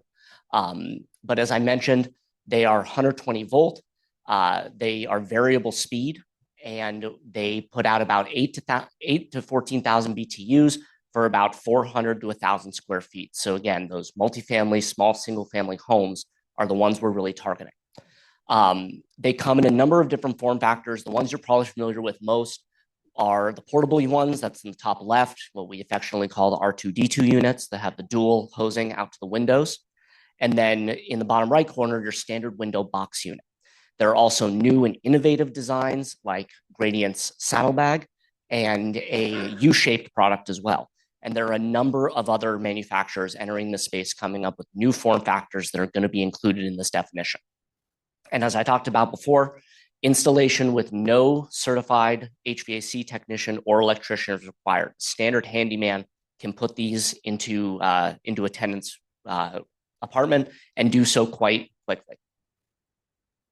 So benefits for everyone, or for the multifamily building owners. So we see there's increased comfort by providing heating and cooling in one solution. We also know this is going to provide cooling to a lot of people that don't currently have access to it. It's not necessarily a given. Based on where you are in California, you may need AC and not have it. Obviously, we're here in the Bay Area. We have a much more temperate climate, but there may only be 8 to 10 days a year you need AC, but this will give you access to it when you need it. There's low disruption. As I mentioned, these are plug-in, no drilling through the wall. You can get in and out of a tenant's apartment very quickly to install this, no disruption. And a lower upfront cost than a central heat pump system. You know, if you're replacing a primary central system or even doing a standard mini split, these are significantly more cost effective. Has a great opportunity to lower utility bills. These are much more efficient than your older plug-in AC and heating units. And finally, you know, as you can see, this looks a lot better than a standard window box unit. And they're very quiet. So the tenants so far, all of our testing, people have loved these products. So CalMTA, we are in year 3 of our process now. We are just about to enter market deployment. We're really excited about it. Coming in the next few months, we're going to be partnering with a market implementer that is going to help us put are designed interventions into the market so we can start transforming this area of the market. Now, while some of these are longer term plays, our entire program right now is out to 2031, but we have a number of things going to be taking place in the short term that have a direct impact on multifamily building owners. So we are going to be we've already been working with manufacturers like Gradient, having an impact and making sure that we have product that is more designed to California's more temperate climate. A lot of these products, when they were first developed, were done so looking at New York. Obviously, we don't have the heating needs that somebody in New York has. So if we can have an influence on more tempered product, we can bring price down, make it more affordable for everybody here. We also want to be partnering with you, the multifamily building owners. That's why we're here. We were really excited for this opportunity to get a chance to interface with you. We're planning a number of activities in the short term coming up. We're looking at demonstrations with currently available products like this one. So if you have multiple buildings and you want the opportunity to see what these are like, we're going to be working on demonstrations for these products coming up in the latter half of this year and early next year. We also, as you can see here, this product is designed to work with a double hung vertical window. There are a lot of horizontal sliding windows. I know I spoke to somebody earlier, I can't remember his name, but horizontal sliding windows are a massive portion of the building stock here in California. If you are a multifamily building owner with horizontal sliding windows, we know manufacturers are working on new product to accommodate that form factor. So we want to work with you to help size the opportunity for when those new products come online in the early to mid part of next year, so you can have an opportunity to experience these. We're going to be helping with product buy downs to make these products more affordable, working to layer our upmarket incentives with other programs so that it gets to be a much more affordable cost for you when you look to purchase these products. As I mentioned before, we want to learn more about the role this product will have for those without AC. We understand if people don't have AC and they're now using it, that they may see a potential increase in their costs. So we want to understand the positives and negatives that tenants may have with that experience. And then we are going to be working on a very large information campaign. We know a lot of people don't know what room heat pumps are, how they work, the benefits they can provide. So a large consumer awareness campaign is a part of what we'll be working on. And as I mentioned, we want to work with those other existing programs that are offering opportunities for building electrification that maybe don't include room heat pumps in there. We're going to be working with them, get those included so you have access. Next slide, please.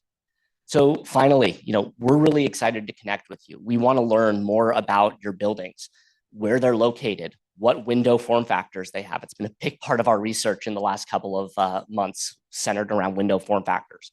We want to understand how these products can help you solve issues and where you think they can be of benefit. We've seen them as complete replacements for central systems. We've seen them as offsetting technologies. There's a lot of opportunities with this, so we really want to connect with you and look at opportunities for demonstrations coming up. And the last thing I just want to say is market transformation by its very nature is an iterative and constantly changing process. Your input, our interaction today can have a direct impact on how we are going to implement these programs coming up in the next year and beyond. So really encourage you to come over to our table over there, interact with the Gradient product that Sam's going to talk about, and our contact information and our website is up here. Thank you.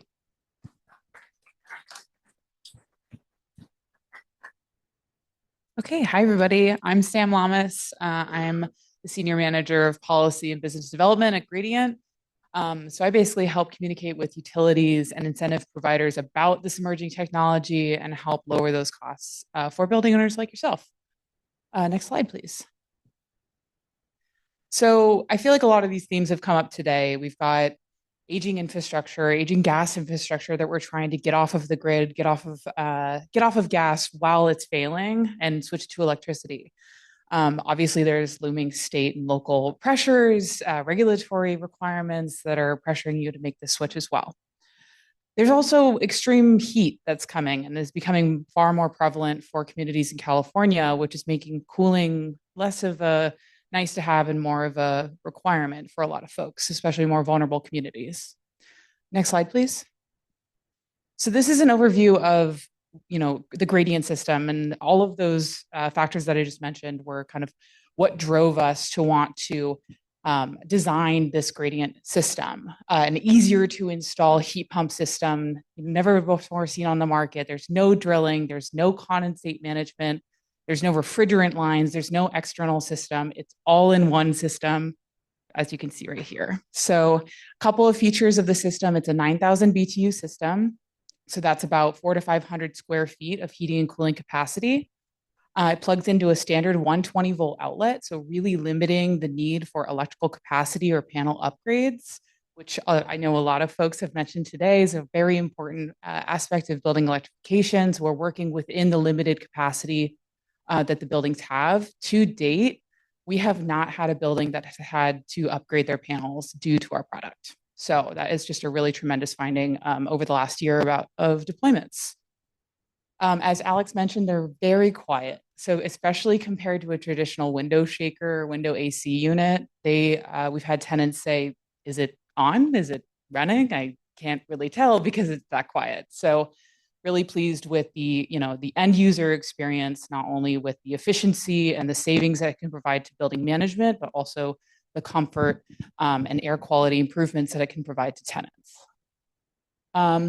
There are, like I mentioned, there's no drilling or refrigerant handling. So this system is what's hermetically sealed with R32 refrigerant, which is a low global warming potential refrigerant. So there's no HVAC technician required either. So a building maintenance person could be trained or a handy person could be trained to install our system.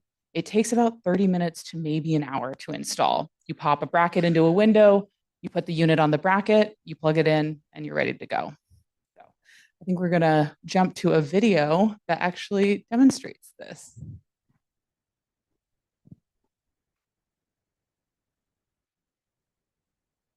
Okay, so it comes in this U shape, it comes out of the box. First, you put on some weatherization and the bracket itself. The bracket can accommodate a lot of different window depths. Once you have the bracket in place, you switch it into this Tetris L shape, I like to call it. 2 people, you pick it up, it's 140 pounds, so a little bit sizable. That's the external portion right there. You put that into the bracket levers down on the external of the facade. You put some additional weather stripping on the top of the unit, you close your window, you have a whole new heating and cooling system. So these systems are being deployed as permanent heating and cooling measures, but can also be supplementary or portable. So there's really a variety of different applications for this type of system. We're working with multifamily, we're working with ADUs, manufactured housing, mobile home units, dorms, any kind of hard to electrify multifamily building that really just hasn't had a great solution for electrification in the past. Next slide, please. So here are a couple of, I think we skipped a slide, maybe not. Anyway, here are a couple of case studies that we have, mostly in the Northeast, as Alex mentioned. We did develop this product in partnership with the New York City Housing Authority as a cost-effective way to electrify their entire building stock. If you don't know this, the New York City Housing Authority is one of the largest building owners in the entire country. So the Boston Housing Authority heard what we were doing with the New York City Housing Authority and got a bit jealous. And so they also decided they needed to do a project which showed an 86% reduction in retrofit cost compared to the other system, the in-kind like-for-like system that they were considering installing. So just a huge reduction in retrofit cost comparatively. Next slide, please. And this project is in Lynn, Massachusetts, another housing authority, so a lower income housing authority. The building maintenance staff were trained on this site. They saw that, it takes 30 minutes to an hour, and they said, we can do it in 16 minutes. And someone from a utility came on site with a timer and timed them doing this. So we know that this is very easy to install. It's very easy to train folks to get these going. And I think this entire project took maybe 2 weeks, and it was over 100 heat pumps were installed. And over 2 weeks, because mainly just scheduling with tenants, I think we can all resonate with that one. And this is our flagship project with the New York City Housing Authority that I mentioned. This demonstrated an 85% reduction in site energy use. Now, they did have a baseline steam boiler, so a little bit different from maybe an electric resistance baseline, but tremendous site energy savings for this property. Next slide, please. And then this just dives in a little bit deeper into that same New York City Housing Authority study. I'd be happy to share if you're interested, you really want to dig into the data, but this is that demonstration of that 85% reduction, represented about an 80% reduction in GHGs. And there was also uniform temperature control. So with a zonal system like this one, oftentimes we get the concern of like, what about the kitchen? What about the bathroom? We had 3 heat pumps installed per apartment. So 1 per bedroom, 1 in the common area. And that was plenty to service the entire apartment, regardless of if it didn't have a heat pump in it itself. And that was proven through some temperature sensors installed in those areas. And then I will touch on this last point. Oh, can you go back one? Thanks. Is the minimal impact to the electrical load. So in this study, this is, again, real life. This is not modeled or measured energy assumptions. This is real life. It only took about 30% of the entire building load at peak. So in New York, you know, it gets down to, I think the design temperature is like 10 degrees. So in California, you're going to be operating at much less of an electrical load than you are in New York. So that just shows this is a great tool if you're trying to electrify your building and you're trying to do it on limited capacity. This is a great route to go. And I think that's my last slide. Thank you, everybody. That's my email right there. If you have any questions, please reach out.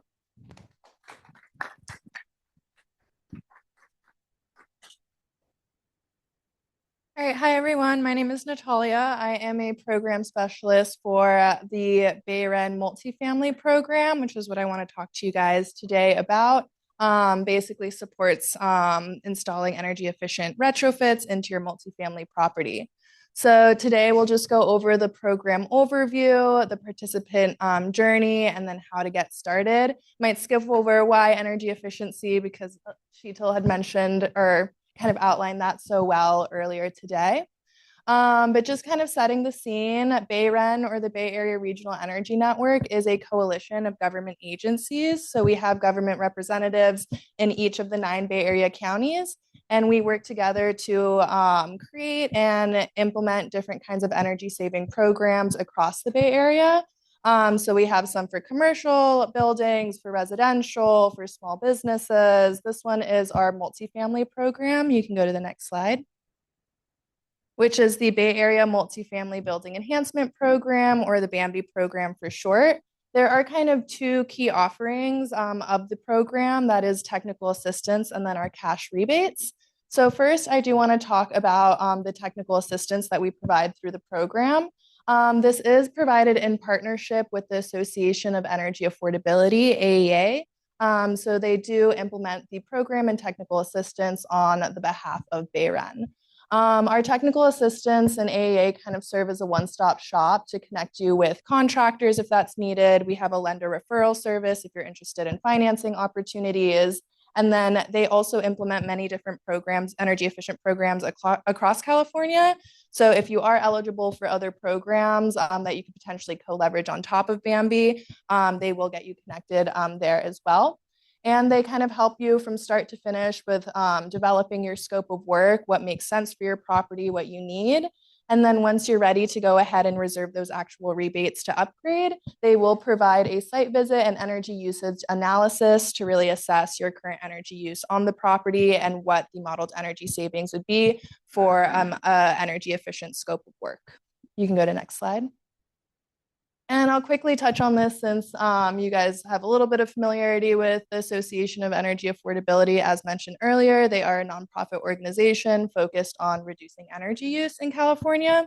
And as I mentioned, and really just want to plug in this point of they do implement various efficiency programs across California. So something really difficult among property owners and energy retrofits is kind of figuring out what you're qualified for, what you're eligible for, what are the potential rebates you can access. So they can help you kind of pair all of that together. Next slide. Our second offering are those actual cash rebates for installing energy efficient upgrades. Our base rebate starts at $500 per unit, but tends to go up from there depending on your property location and also the scope of work you'd be installing.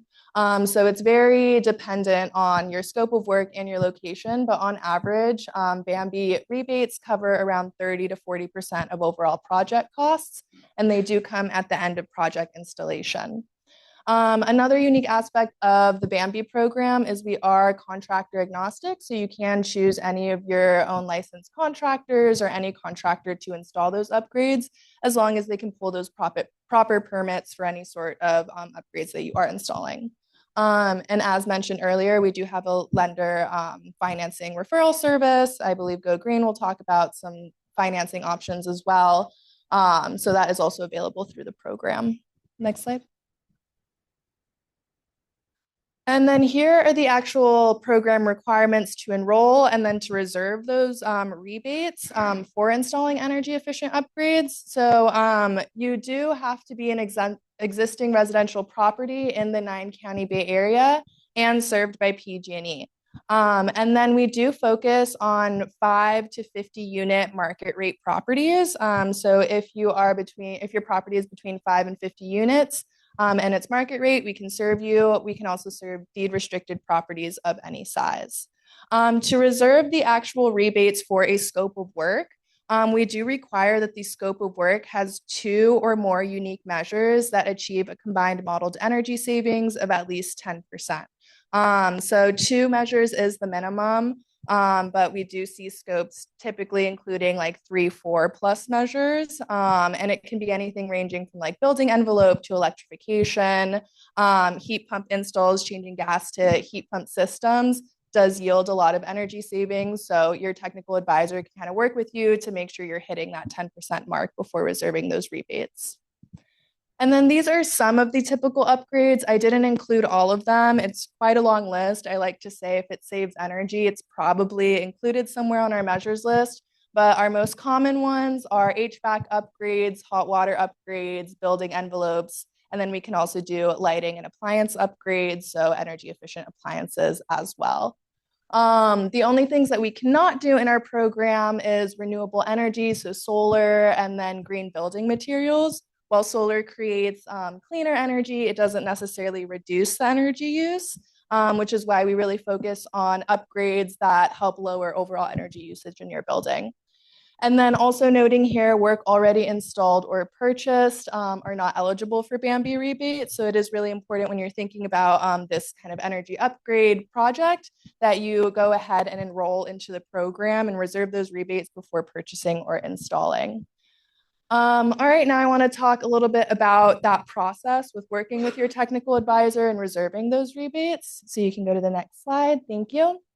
So our technical assistance kind of phase 1 is really getting to know you, your property needs, and your overall goals for your upgrade project. So that'll be done through phone consultations, Zoom meeting, kind of online conversations to really discuss what are the needs of your property, what are your goals. Do you have a scope of work in mind? So typically we do ask if property owners are coming to the Bambi program that you have like 2 or 3 upgrades that you're thinking of that you're looking to complete in the next like 1 to 2 years. We'll also ask if you've received any bids from contractors or spoken with contractors to better understand like potential cost. The next technical assisting phase would be your site visit and kind of preparing to reserve those actual rebates. So once you work with your technical advisor to really finalize what your scope of work would be, and you're ready to kind of move forward, reserve your rebates and install your upgrades, they're going to conduct a site visit and provide an energy analysis report, which will basically gather data points to build a model of how the property uses energy, how efficient the property is. They might assess if they see anything on the site that might need consideration for upgrades, they'll let you know. And they'll really use that property like energy usage analysis tool to finalize your scope of work and go ahead and reserve your rebate funds. You can go to the next slide. So these are just some images from that original or that first site visit that they would conduct. They'd be looking at your attic, your heating systems, your cooling systems, water heater, lighting, things like that, to kind of record the overall efficiency. And then you can go to the next slide. And then they provide a report that kind of looks like this. It's a little bit lengthy, and they'll go through all of it with you, all the technical kind of aspects. So they're really there to help kind of work with you through kind of all of those technical energy upgrade questions and things like that. And then, sorry, can you just go back really quick? And then at this point, when they have that energy survey report, they will be talking to you if they do have referrals to other programs. But at this point, they can kind of connect you and officially kind of help you figure out how to co-leverage those programs if they're available to you. Next slide. And then phase 3 would be the actual installation and project closeout. So once you have that energy usage analysis report, you're going to go ahead and finalize your scope and reserve your rebate funds. So those funds will be held for you to go ahead and move forward with upgrades. We do have a 12-month or less expectation on the point of rebate reservation to installation. We understand that things do happen with large construction projects. So we do ask that if projects are larger than 12 months, they just need a written explanation and open communication with your technical advisor. They also complete a post-install test just to make sure that everything was installed correctly and safely. And then once they've done that, they can approve your rebate to be sent to you via mail.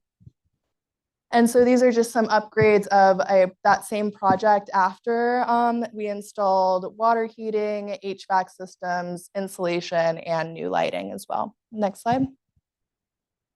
And then understanding potential rebate incentives. I might just run through this for the sake of time. Oh, it's looking a little weird here, but if you have any questions about it, happy to talk to you after. Basically, we start with a $500 base rebate per unit served. So if it is a 10-unit building, it'd be a base rebate of $5,000. And then next slide. And then we have adders on top of that base rebate for installing electrification measures. And we have other adders that are dependent on your property geography. So we kind of have this list. It's available on our website as well, where you can see the additional adders for electrification incentives. Next slide. And then we have a couple of geographic burden adder incentives. So our health burden adder is for properties that are located in places that experience disproportionate particulate matter or pollution. It's an additional $500 per unit upgraded. Our heat burden adder, similarly for zones where they experience like high heat days disproportionately throughout the year.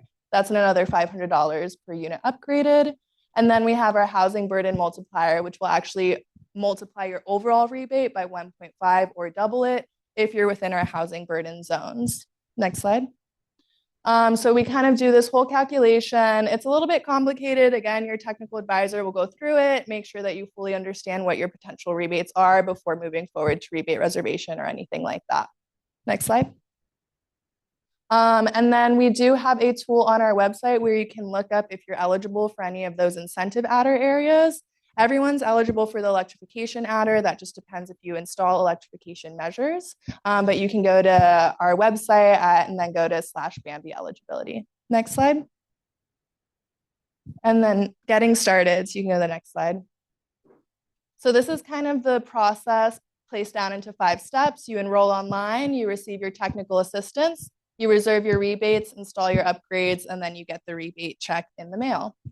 You go to the next slide. So the first step is filling out an interest form on our website. It takes 5-10 minutes. And then we'll just collect some basic property owner property information. And we would be calling you within 3 to 5 business days, an energy advisor, really just to get to know your overall goals. And then if you're a good fit for the Bambi program, they would go ahead and assign you your technical advisor to move forward with the process. Next slide. Right, and then if you have questions, you can go to bayren.org/multifamily. That's our multifamily email, which I also run, so you can email me directly too. I have some contact information in the back. Yeah, and then happy to take questions a little later. Thank you.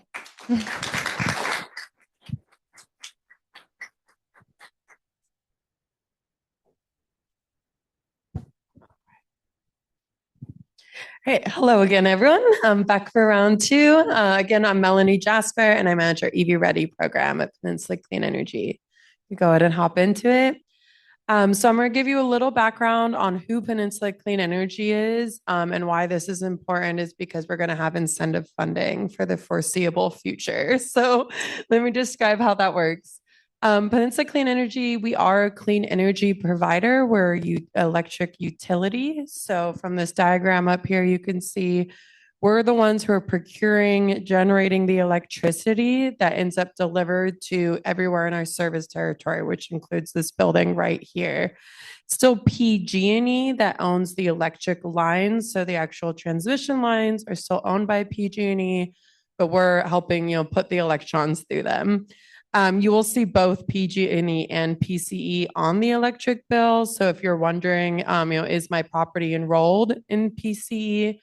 You could see from the electric bill, and we're also happy to check that for you. Any property that's here in San Mateo County gets automatically enrolled when you start your electric service. So you would automatically be a Peninsula Clean Energy customer. We can go ahead and go on the next slide.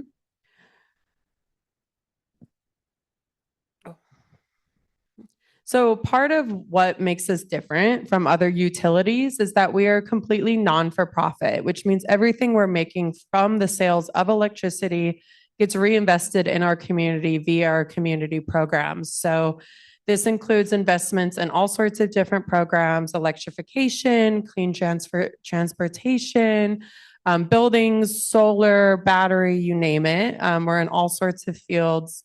And the key thing here is that this program, it's mission driven, it's core to who we are at our core, and it's funded by those electricity sales. So we're not, victim to funding at the federal or state level coming and going. We're funding this program ourselves, and we plan to be here to stay. You can go ahead and go through to the next slide. This is just quickly, again, these are the fields that we're investing in at Peninsula Clean Energy. We have electrification, buildings being solar, battery, and other resources, and clean transportation. Go ahead and go through the next slide. So EV Ready, this brings us back to the EV Ready program. There's two main parts of EV Ready. One is we'll provide technical assistance. This includes a one-on-one assessment of your property, and I'm going to get into a little bit more of what that includes, and incentives that can cover up to 100% of costs. Our program partners on EV Ready is Ecology Action. We have Dylan with us here from Ecology Action at our table, and it's his team who would be going out to your project site, and they'll look at your electric capacity, we'll look at your parking layout, and help understand, exactly what your options are. Go ahead and go to the next slide.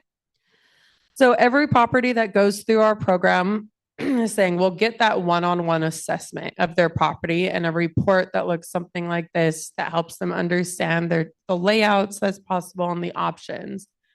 Properties that go through our program they end up installing about 3 times more on average. And I don't have the second stat on here, but I think they also end up spending about 3 times less per port on those charging installations. So really at the core of what we're doing here, we're trying to put more chargers, more outlets in. It's increasing access to those outlets, and we're trying to do it as inexpensively as possible. A little bit more of what this technical assistance includes. So you get your assessment, you go through that process. Cool, I understand what are some options. Our team is here to help and support you through the entire project process. So this also includes a contractor network, knowledgeable contractors. I think contractor training has come up a few times in this session. We're always working with contractors and recruiting contractors who are knowledgeable about EV charging, that are knowledgeable about different low-cost technologies. And so that when we refer you to them, we know you'll get a good price and someone reliable to put that in. We also negotiate charging pricing. So we'll recommend products to you and vendors who we work with who we know are giving you the fairest price. And we'll help you understand your incentive options. This both includes our incentives and any other incentives that your project might qualify for. Go ahead and go on the next slide. So quickly on how our incentives look like, again, we're here to help if you want to go forward with your project. The key thing is to highlight here is that we will fund up to 100% of project costs for level 1 and level 2 outlets for multifamily. The reason being there is that those are the low cost technologies, right? This is where you're able to fully electrify, like the case studies I showed in the last example, put an outlet in for every single parking space, and you're able to do that at very low cost per port. And we do see that many of our projects end up getting 80, 90%, or 100% of their costs covered in our program.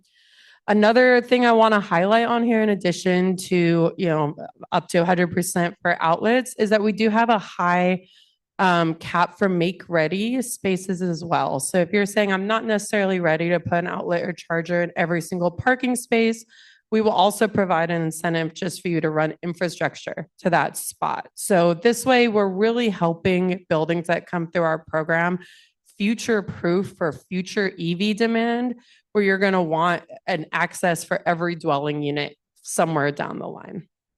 And we can go to the next slide. And that's it. I kept it nice and brief because I know we're at the end of our day. Thank you all. Please come and chat with us if you have any more questions.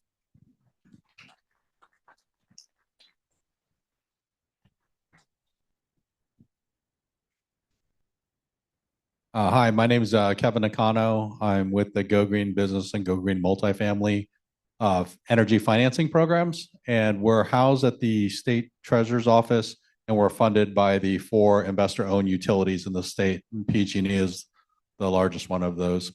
And so just going to tell you a little bit about our program. So we help business owners, nonprofits, multifamily, including HOAs, complete their energy upgrade and energy efficiency retrofits through our lender financings. And ultimate goal is to reduce greenhouse gas emissions and reduce energy consumption. So the way our program is structured is that we use the funding we get from the IOUs to provide a credit enhancement to the financing companies. We currently have 8, and we're adding more all the time to protect them in case of default. And in response to that, they provide the customers, multifamily owners, better interest rates, longer repayment terms, and expanded underwriting criteria, helping the underwriters get from no to yes. Oh, can we go back to the, sorry. So obviously financing helps pay for all these great technologies that are being talked about today, reduces the need to put all the cash up front. So our most active lenders do 100% financing, and it enables the business owners and multifamily owners to do more comprehensive energy projects. And we also have an interest rate buy down promotion, but it's subject to funds availability. We give $7,500 per a project to help the customer buy down the interest rate. And we get roughly around $250,000 every fiscal year, which usually starts in July. Next slide. Thanks. So so market rate multifamily would fall under our small business qualifications to qualify for the program. And so you would need to be an IOU customer, and PCE would also, CCA, if you're getting energy from CCA, that would qualify as well. You can be for-profit or nonprofit. It's for businesses that either own or lease their space. And the businesses or multifamily, market rate multifamily need to meet one of these 3 criteria. You don't have to meet all of them. Under 100 or fewer employees, under 16 million in revenue, or if you meet the SBA size requirements. Next slide. Now, if you're an affordable multifamily, say if you don't meet the small business ones, but you're an affordable multi-family property and you meet these requirements, then the small business requirements don't apply, and everything else is the same. So this is how our project financing is structured. 70% or more needs to be made up of eligible energy measures. We have a list of pre-qualified measures for a lot of different industries, including multifamily. And it's on our website. So the contractor goes to the website or you and you look at it, it's on there, then the project qualifies. It's as easy as that. Also included in the minimum 70% of the project costs can be code required repairs, electrical panel upgrades and permits and other things that are related and required for the installation. A lot of customers like that we can allow up to 30% of the financing to be used for non-energy measures. So if you wanted to do landscaping, painting, flooring, you can use up to 30%. For multifamily projects, in-unit and common area installations both qualify, and the measures need to be on our list. They just need to receive, the properties need to receive energy that is the same as what you're installing. And if you're in San Mateo County, that would already be assumed if you're receiving your energy from PCE and gas from PG&E. Next slide, please. So this is a link. When you get the slide deck, you can click on it and it'll go to the list of the pre-qualified measures. What's nice is that you see there's a $350,000 cap for this particular pathway to qualify. For multifamily, there is no cap. So as long as the items are on our list, you can just move forward. And so this wouldn't apply for multifamily. We can skip this one. And here are some examples of the different type of measures that are on our list. We added solar and battery storage, EV charging, and some other energy generation storage a little over a year ago. And then our program started as an energy efficiency program. So we have a lot of energy efficiency type measures on our list. Next slide. And finally, if a customer is seeking a measure that's not... Oops, sorry about that. Let's see. So enrolled contractors, we currently have over 300 state licensed contractors and project developers throughout the state that are enrolled in our program. So you can go to these links to find either of those at our website. And here's a real high level overview of our process. Customer goes to the lenders and the contractors to figure out what they qualify for and the project cost. The financing company and contractor submit the information to us through our online platform. We issue a pre-approval. What a lot of the contractors like is that our most active lenders do 95% pre-funding. So at the pre-approval stage, before the project is even started, they're getting 95% of the project cost upfront. Then after that, typically the lenders will have the customer sign the finance agreement, and then that's when the funds are released. Contractor starts the project. Once everything's finished, everyone certifies that the project is complete, including the customer, and then they submit it for enrollment. And then once it's enrolled in our program, then any remaining funds is then remitted to the contractor. We also have on-bill repayment available. It is available to multifamily properties that are master metered. So if you wanted to make the payment on your utility bill, you could do that as the owner of the multifamily property. Next slide. And here are some of the financing companies that are in our program. Again, there's more, but you can click on this link to take a look at it. And they have snapshots of like what they're looking for, what they can offer. Some of the most popular active lenders can get credit approval in a couple of hours, depending on the project cost size. Here's some examples of some of the multifamily projects that we've enrolled into the program. We have some heat pump, water heater, cool roofs, heat pump HVACs, solar battery storage. We're doing a lot of those types of projects. We're enrolling a lot of those since we added that to our program. And then here are some links. When you get the slide deck, you can click on all these links that go to our program website so that you can find out more information. And here's my information. If you have questions, this is a general email for our Go Green Business Multifamily program. And so it'll go to our entire team and somebody will respond to you very quickly. Thank you. All right, thank you. I'm going to actually move us to our closing slide. We have a quick adjustment to the agenda just so that we can connect people to who they want to talk to. All of the panelists, this is a surprise to them too. All of our panelists are actually going to go back to their tables. And so if you have a question for them, you can connect right to them. We're lucky that they're going to stay for the next hour at the tables that we have in the room. And so actually for both panels today, they're seated in the back row here to connect with you guys to answer your questions directly. We also have 3 exhibitors I wanted to call attention to in this conference room. So please also go into our conference room to talk with PG&E, KW Engineering, and EV Plug Box, who are in the conference room. You guys are also welcome to move into the main room as we do some reshuffling. But I wanted to thank everyone, all of our speakers and exhibitors for attending. We're going to break into some networking. We do have a QR code here with a closing survey that I would really urge you to fill out. This is the way that we're going to get feedback from this event. How did you guys feel about the event? Did it meet your expectations? Would you have wanted something else, a different format? We're really looking for that feedback because we're hopeful that this event is spurring some inspiration in you all to take next steps on your electrification journey.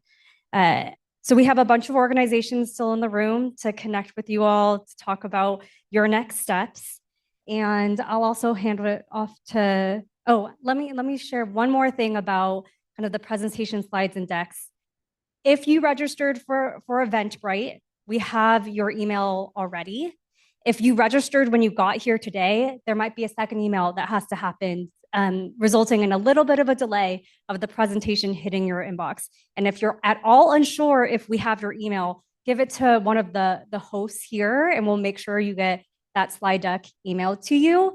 And then in our closing survey, I think there's a spot where you can provide your contact information. So that's another way that you can ensure that you're getting the presentation materials that were available today. You probably noticed that today's event was recorded, and so that online recording will also be posted and available. Thank you, Andrea. And I wanted to invite everyone to meet with maybe your city representative, because that's where you'll find the recording on our city websites. So once again, I'm Rachel. I work for the city of Menlo Park. This is Andrea with the city of San Mateo. We also have Segal with the city of Burlingame. And we have Ori, Susan, Karen, and Carrie, if you guys can raise your hands, from the county of San Mateo, just in case your city rep isn't here. So, and Palo Alto. Any other cities we missed? San Francisco and Sunnyvale. So please feel free to talk to your city representative as well during our networking hour. And we really appreciate everyone's time this afternoon, and have a great day.